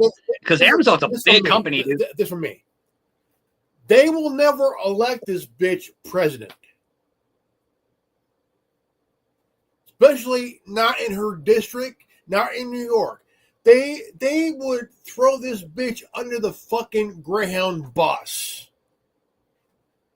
No doubt. And see it run her flat. Okay? Now, I wouldn't vote this bitch to suck my dick. Even though that'd probably be the only thing she's good for. No, I would not even pay her, man, to do that. Because, look, I would rather use my hand in a sock to let this bitch suck my dick, man. Holy crap, man. Shit. 25,000 Amazon job, man. People would be already working for Amazon if it wasn't for this cunt. Okay. Yeah. My father, almost 30 years in construction in the Bay Area, man. Almost 30 years, man, working. Back and forth from Fresno to Frisco for nearly 30 years, right? And while taking care of a wife and two kids until their age, and then still another almost, I mean, it's getting into like that ain't easy, man. My dad is considered the jack of all trades, man. My dad can do mechanic work, engineering. I mean, my dad put in copper piping in the house. Nice. Because copper, something about copper piping, right? Yep. Does something to water. Okay, for water. And I learned a lot from my dad. Right now we're working on a 2010 Maxima. Ultima, or whatever car it is. Trying to remove an alternator, which is a bitch to do. Oh yeah. At the 2010, it's the push button start motherfucker shit. Oh shit! Yeah, you're gonna have a bitch of a time with that whole timing system. With the serpentine belt. Yeah, I hate this car. Bitch. I do. This car is a piece of shit in my book. Yeah, I learned a lot from my dad. Yeah, Yeah. And what makes me laugh, and I'll say this. Right now, it's been going around online for a good few years now. This kid in his 20s, red hair, glasses, whiny little bitch she is. I remember 1997, got a seasonal job at Toys R Us. I love my job. Okay. 2 weeks, I was 21 years old. 2 weeks straight, I worked from 5 p.m. to 3 a.m. I loved it. Best time to work is the night shift. Man. Best time. You know. Especially when you're young. Yeah. Not so much when you're older. This little bastard was crying. I gotta work 8 hours at Starbucks. Motherfucker, I'm 49 years old. I would work 8 hours at Starbucks. Yeah. Starbucks is fucking easy peasy, motherfucker. So why are you whining about working 8 hours? Dude, I worked from 5 p.m. to 3 a.m. when I was your age, asshole. Yeah. And that was nearly 30 years ago. Yeah, that's a 10-hour shift right there. Yeah. I mean, you got people working factory, working 12 hours a day. In some places, 7 days a week. There's actually a place in Winchester, I won't say the name of it. It's a factory. They run 7 days a week. Even though it was his job, I loved it. Yeah. They'll have employees working 7 days a week. I'm not sure how the schedule thing works, but like they'll work like I think last time I heard they would work 7 days a week and then have a little bit of time off or something. I'm not sure how the scheduling system worked. It was very convoluted. And you have other factories that have you scheduled for 5 days a week, but would have you come in on the weekends if you didn't meet if you didn't meet your quotas. Yeah. Like if you didn't meet your production quota, you had to come in on the weekends to meet that production quota, Saturday and sometimes Sunday too. Oh yeah. You have stores like Rite Aid, CVS, Walgreens, and shit like that. Yeah. Worst place to work is CVS. Store and pharmacy. You're not getting me wrong. Working retail and customer service is a bitch. My first job was Kmart. My second job was Taco Bell. Okay, I understand the insanity that it is of working in customer service because people can be assholes. Yeah. My son is work at CVS in the pharmacy. Now, if I worked in that, I would just deal with it the best way I can and just do my job. Because people are assholes. We get that. The thing is, if you could last a year, 1 year, dealing with some cunt yelling at your face at you for a year, dude. Here's the answer to survival. Working at a CVS pharmacy. Do the job with zero fucks given about the bitch. Okay. Do your job. Yeah. Zero fucks given for 1 year. If you're happy, good. If not, tell the bitch, fuck you, I'm out of here. I'm going to go somewhere else where I know I'm going to be where I ain't treated like crap. Even though I gave zero fucks for a year dealing with your quick fee ass, shit, Yeah. I mean, there are some people who should not work customer service. There are some people that can handle it. Others can't. And, it would be the same thing as a barista at Starbucks. You deal I've heard with shitty-ass people for 8 hours a day, yeah, you'd probably be crying too. I don't know that it's so much the job as much as it is, oh, crap, I got to deal with assholes for 8 hours. I can see where that'd be a little disheartening. I've heard people leaving CVS pharmacy for Rite Aid, for Walgreens, for Costco, for Walmart, because, and plus CVS is not doing good right now. So, Yeah. Well, I mean, you've got Walmart pharmacies and whatnot. Walmart pretty much just took over everything. yeah. I mean, I think the closest target to me would be probably near and around Nashville. Was the closest target that I had seen in southern Middle Tennessee. Yeah. But there are some people.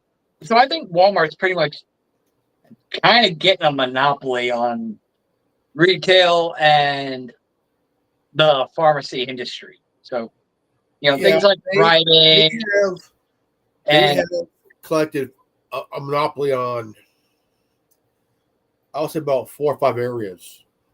well, I mean, you figure Kmart is more or less gone. So it's Sears. Yes. Well, Sears was owned by Kmart. You don't see many Targets anymore. There's not as many grocery stores chains as there used to be. I think that the two main ones are like Food for Less and the Stater Brothers Kroger corporations are the big main ones. Like Albertsons, I can't recall the last time I seen an Albertsons. I haven't seen an Albertsons since I was a kid. Again, Kmart is gone. We had an Albertsons here in Fresno. Yeah. I believe Food for Less is still around. I think we had was it 3 of them here in town, and pretty good too, man. Pretty good. But yeah, but still, like, when was the last time you saw an Albertsons? I think Albertsons, like, they really kind of started to fall off the. Well, St. Mark started to buy out. They bought out Alpha Beta. Yeah, Alpha Beta was another one. You don't see any Alpha Beta anymore. The very last time I went to Alpha Beta was like 85 was last year, like 40 years ago.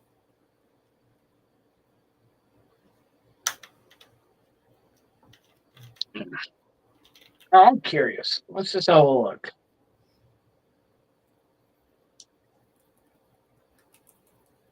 What 90s grocery chains are no longer around?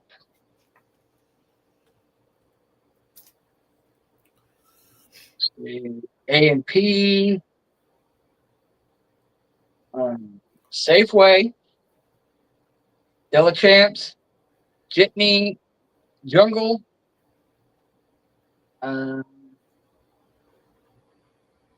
Gennard's, Grand Union, Fresh and Easy.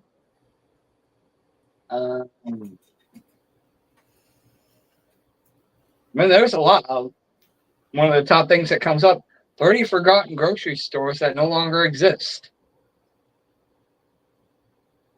So Long's Trunk was one of them.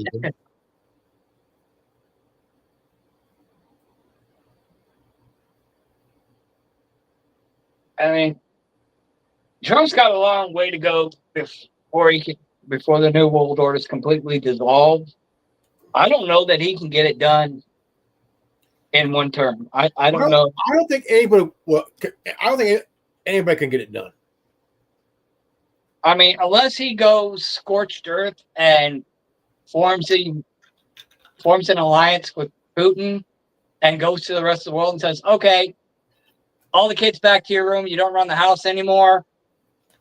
Give us the 13 families, and we won't spank you."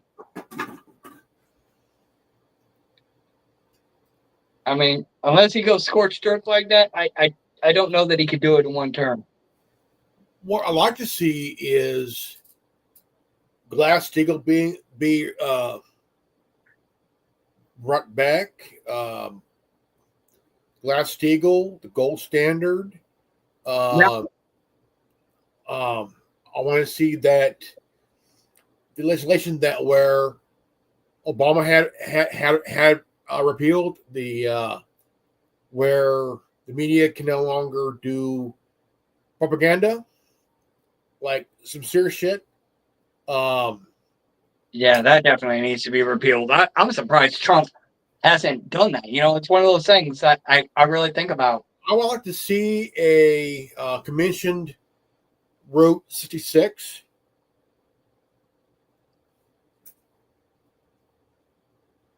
That Where wasn't a bad idea. not just for the nostalgia, but also bring back jobs, man, in those areas, man. Well, not just that. If we can get people back to living in rural areas instead of in compact cities, because that's been the thing for the past 100 years, is getting people out of the rural areas and renting and living and buying in compacts in major cities. And then just gradually shrinking those cities until it's the compact city system. And we need to shift away from that. We really need to shift away from that. Yeah. There's towns like in Montana, the Dakotas and Kansas and all that where people still own property, but yet it's nearly completely zero population, man. Yeah, I mean, there's a lot of this country that is unpopulated. Like, people say, oh, overpopulation. No, you're thinking of places like Los Angeles and New York and big cities where you've got large groupings of people pressed in it on each other. But if you look at the majority of the United States, is habitable and untouched. I mean, you're talking prime real estate. I mean, if people got back to living rural and got back to knowing how to do things, how to raise animals, how to raise chickens, raise cattle, grow crops, work on a vehicle, work on basic home improvement stuff. That's another thing too. That's a big thing. Talk about price gouging. I had a water heater problem a while back, about a month ago, and I thought it was below the floor line. So I called a plumber out because I couldn't readily get to it. Charged me $200 for a little gasket this big, a little big gasket the size of a fucking quarter. $200. And that didn't even fix the core problem that I had called them out for.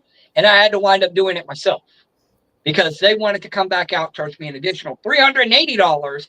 And that's if they didn't have to drain the water heater. If they had to drain the water heater, it would have been over $600. Yeah. I wound up doing it myself. And the parts at the end of the day, minus my trial and error, if it weren't for the fact of trial and error, the parts, a hose would have been like $50. I wouldn't have spent more than $100 for the parts I needed to fix that water heater. I helped my dad repair the dryer a couple months back. Was it back in early June? Needed a new heater core for the dryer. Yeah, and we had to completely take it apart, take out the drum, just to put in that part. Yeah, and it's a pain in the ass, but imagine how much money you saved by doing it yourself versus having to call a professional, which is just gonna freaking rip you off. Oh yeah. And, I understand there are some times where a professional is needed. Like on my car, I had to replace the oil pan. And it wasn't just a metal pan that screws onto the bottom. The way my car was designed, it was actually, the oil pan was actually built into the engine block. So they actually had to replace the bottom portion of the block.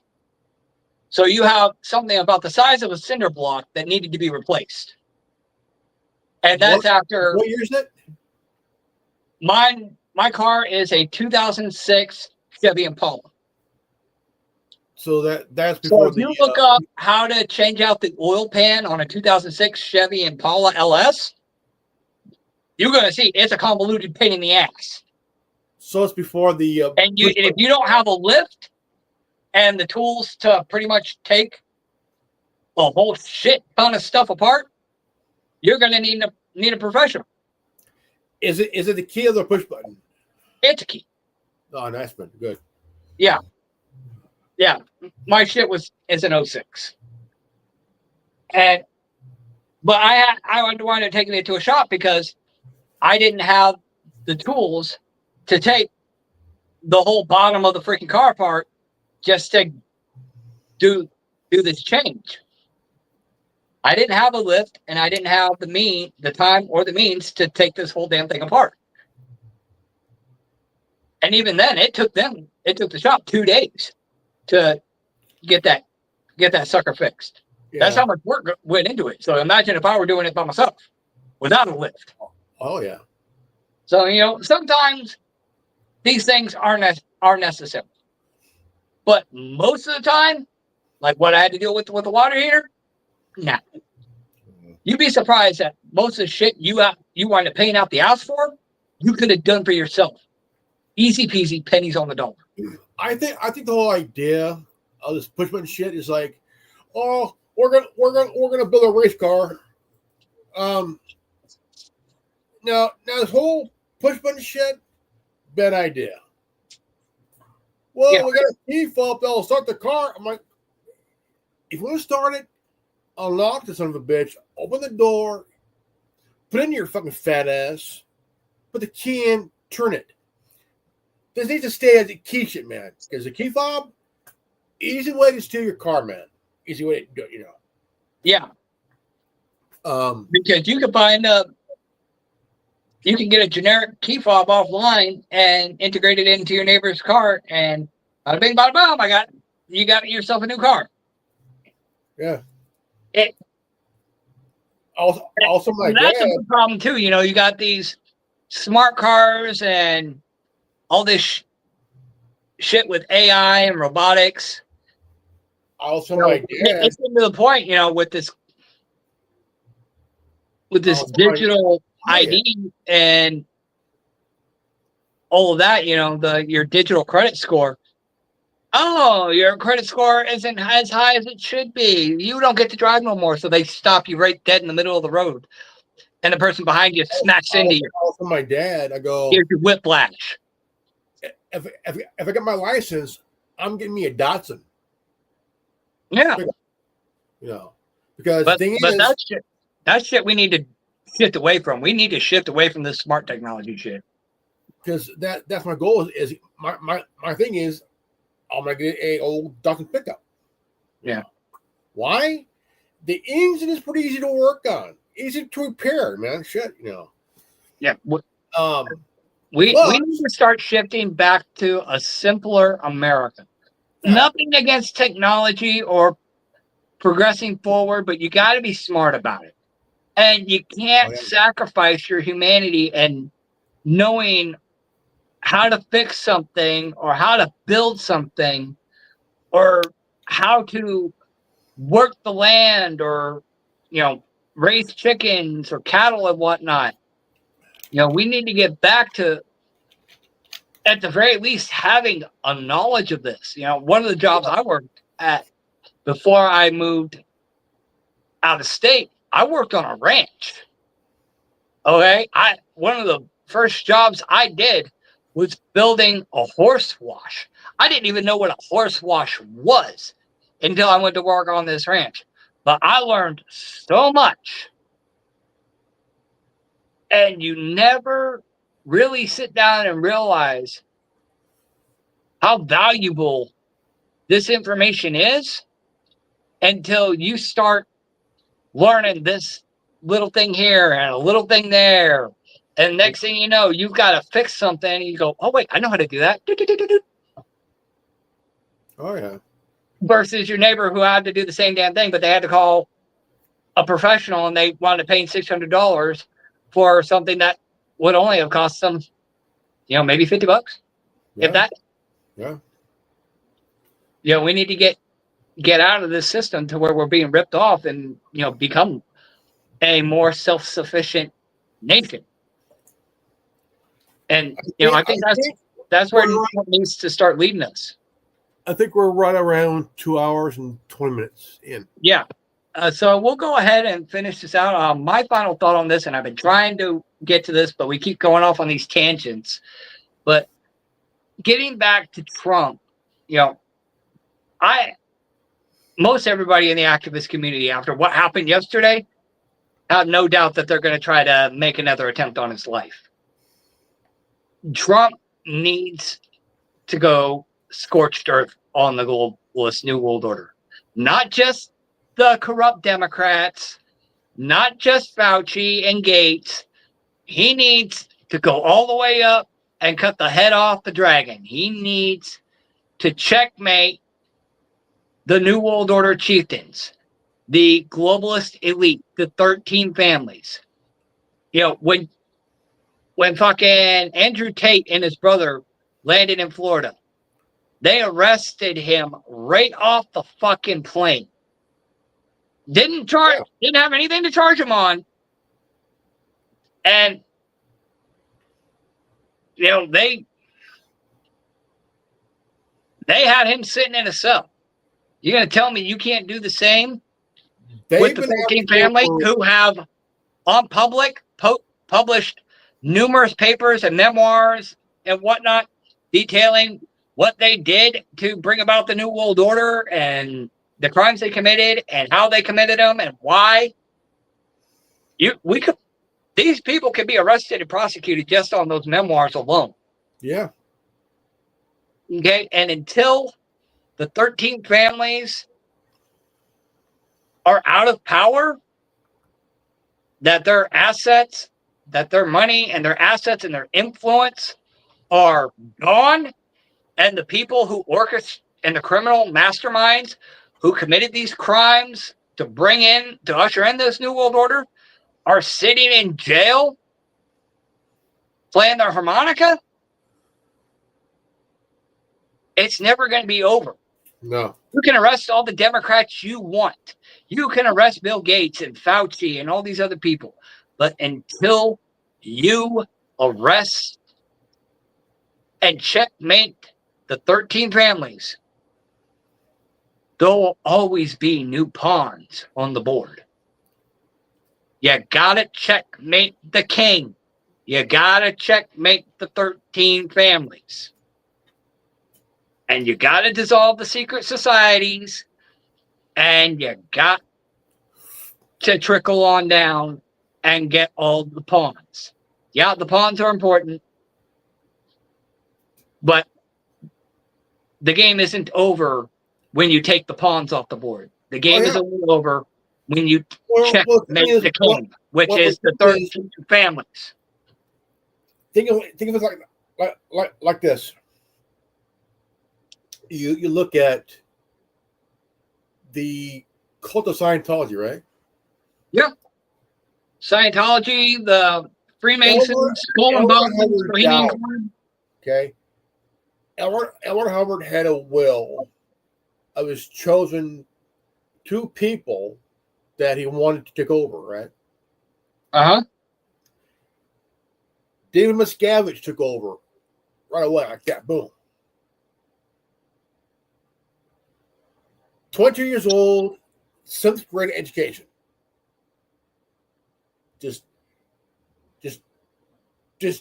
jumped the gun, took over, and went after even his family, Hubbard's family as well. Yeah. He forced his wife to hand over ownership of control of the church. There he goes.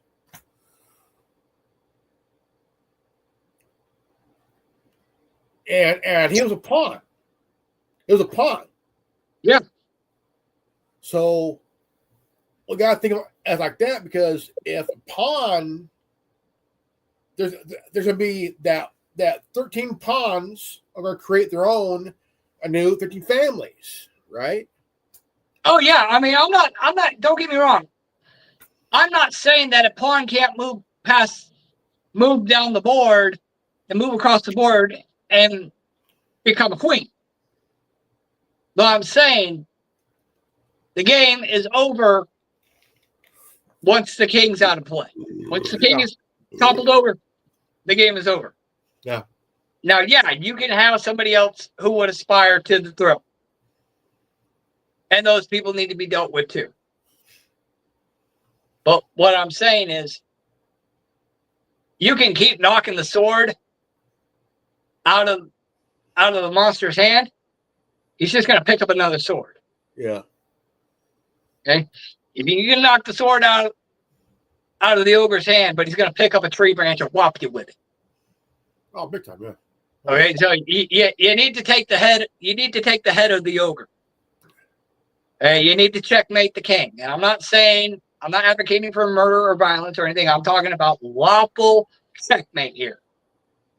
You have the manuscripts of the globalists. You have their memoirs. You have their writings, their publications of their crimes.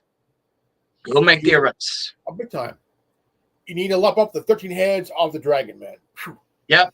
You get the 13 families, and then you can also go after all these other people. You can go out. I'm not saying don't go after the Democrats. I'm not saying don't go after Bill Gates and Fauci. But I'm just saying, make these people a priority too. Those are just cannon fodder. Yeah. Don't just worry about the arms, the hands. Don't just worry about the fingers, hands, and arms of the monster. Look at the head. Don't just focus on the tail of the tiger. Focus on its teeth too. Yeah. You need to look at the dragon that has the 13 heads. Lob the whole entire thing, man. The one shot. Yeah. I mean, I can understand, you want to get control of the tiger. It's kind of like the Jungle Book. It's like Baloo Bear's got control of the tiger by the tail. And he's like, I'm not letting go. There's teeth on the other end. Oh yeah. And that's what I'm saying to Trump. You got the tiger by the tail, which is great. But be mindful of the head and the teeth at the other end of the tiger. That's where you need to focus just as much energy on that as you do as the other. Yeah, because Baloo had his hands on the tail, but he knew there were teeth at the other end of that tiger, and he wasn't letting go to save his life.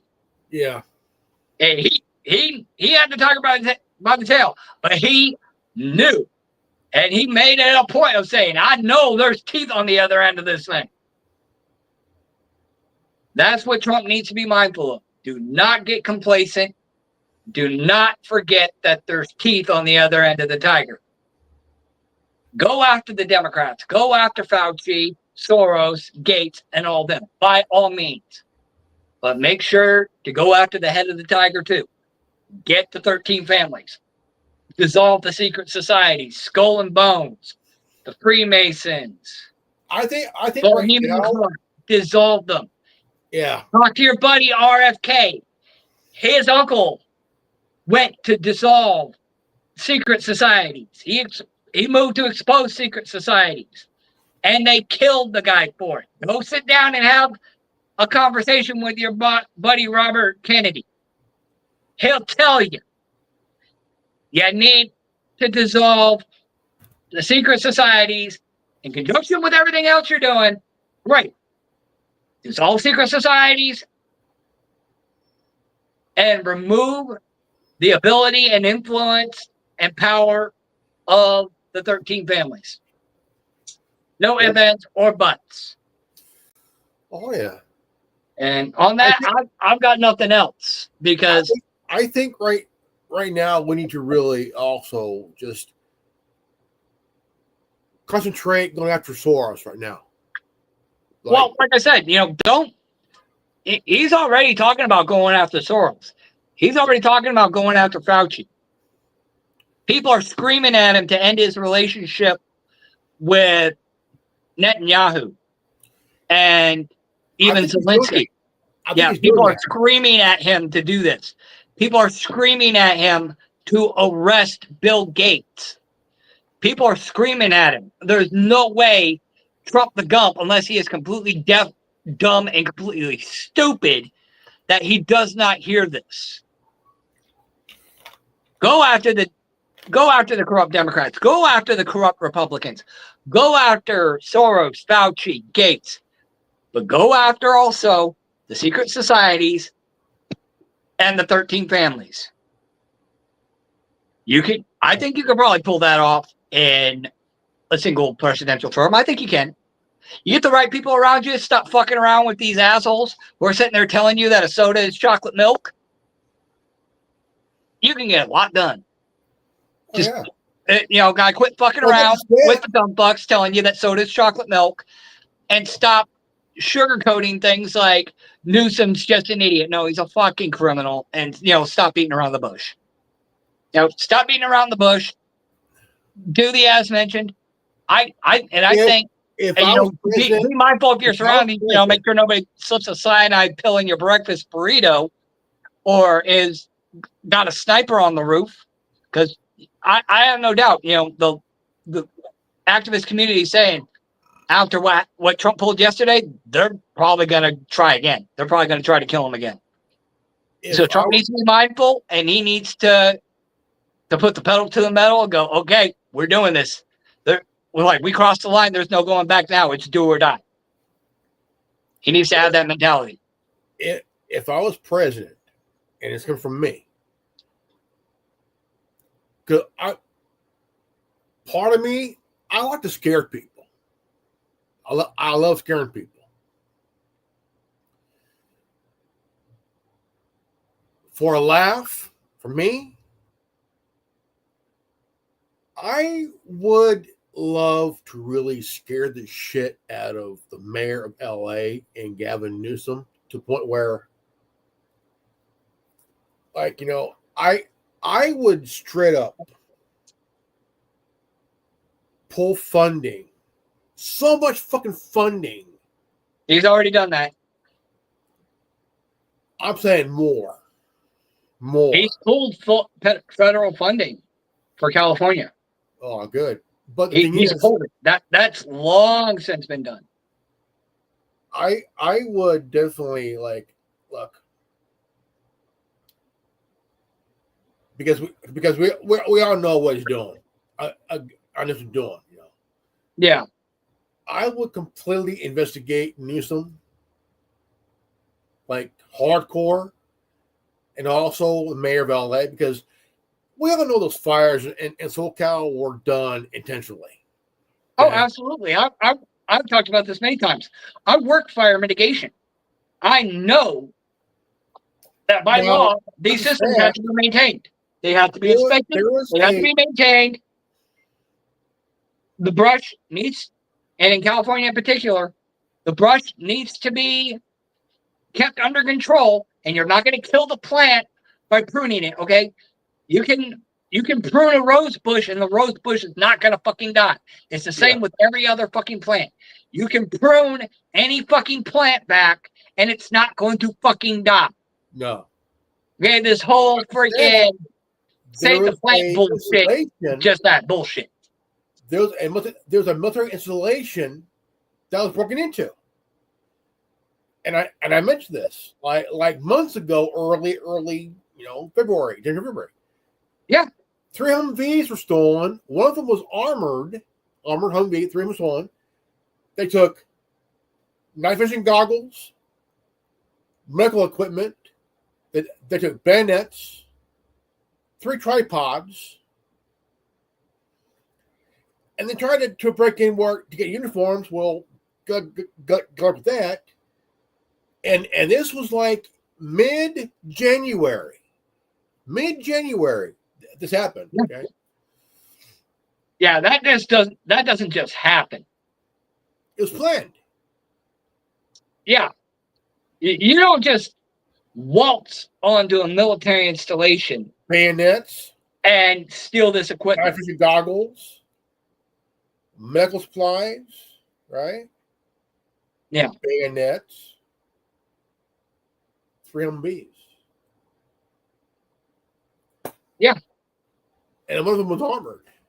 Yeah, and the people who stole that, looking to have a good time on somebody's behalf, because you don't just walk into a military installation and steal this kind of shit. You don't walk into a military installation, period. Oh, yeah. The last fire broadcasted, Junupa Valley, 4 hours from Fresno, man. 4 hours away from Junupa Valley. I don't know why anybody would want to live in California anymore, man. Like, I don't understand a lot of things that go on in that state. Like, it's for the most part, it's just complete insanity. I mean, for the most part, I would say that probably a good majority of the people that live out there are good people. But I don't know how the fuck anybody could ever live out there or even want to. It's just so insane out there anymore. All I want to do right now is just get a fucking motor home and just haul ass to Bombay Beach. I don't blame you. Or Grass Valley up north. Yeah. But I think it's time we go ahead and call it, brother. We're at 2 hours and 37 minutes. Or live where the Burning Man is at. You would. Oh, yeah. You would. Oh, yeah. Oh, man. I could see you at Burning Man. But again, we're near the time. Yeah, we'll call it. I'm Reverend Ordo. Go ahead and plug your shit one more time, brother. If you're new to this channel, as well as mine, always like, subscribe, comment below, hit the bell for notification. Always live healthy, happy, and wise. We love you guys. Peace out. Godspeed. Buddha bless. And to all you whiny bitches, if you ain't down with that, we got 3 words for you. Go fuck yourself. Amen to that, brother. So, on behalf of Revan and Connor, who couldn't be here tonight, he's doing the family thing. God bless him. You know, never neglect your family. On behalf of him and Revan, this is the Tin Man with the Worldwide Resistance Network. As always, if you're watching this, you are the resistance, and be sure to hit that like and subscribe button, ring that notification bell, and be sure to follow us on Rumble and on X at RealTWWRN. And we'll also be kicking off our Facebook page soon enough. Would have had that already done by now, except Facebook likes to make things overly complex because I wouldn't put on Facebook because Facebook is like. Well, I've been trying to do it, but it's just been figuring out how to do it because they've changed it since the last time I set up a page. Because Mark Zuckerberg is a chain smoking penguin rapist. Well, think of it as it's becoming like MySpace and Vine now. I mean, it's not what it used to be anymore. Yeah, I mean, Tom never did us any wrong, man, and we turned our backs on him, man. I'm so sorry, Tom. You did not deserve that. But again, MeWe, Minds, Gab, Mastodon, Getter, Parlor, X, and pretty much it. Yep. Check us both out on those respective systems. Also Rumble, Council of Generation X on Rumble, and Anonymous Unlimited Media on Tumblr, and Yep. So, Yep. And also check out TWWN's online store at spring.com. The link is in the description of this video, as well as on our X page. Go check that out. We got a lot of fun merchandise there, including our Charlie Kirk Remembrance shirt. Truth is louder than bullets. It's our own little personal saying. And made that in honor the memory of the great Charlie Kirk. May his truth and the message of freedom of speech never die, never be suppressed. Bullets cannot silence the truth. and don't forget to neuter and spade your local neocon, rhino, liberal, and progressive at the nearest SPCA. I've got nothing else. Thank you everybody who tuned in. Until next time, this is Thin Man with the Worldwide Resistance Network. If you're watching this, you are the resistance.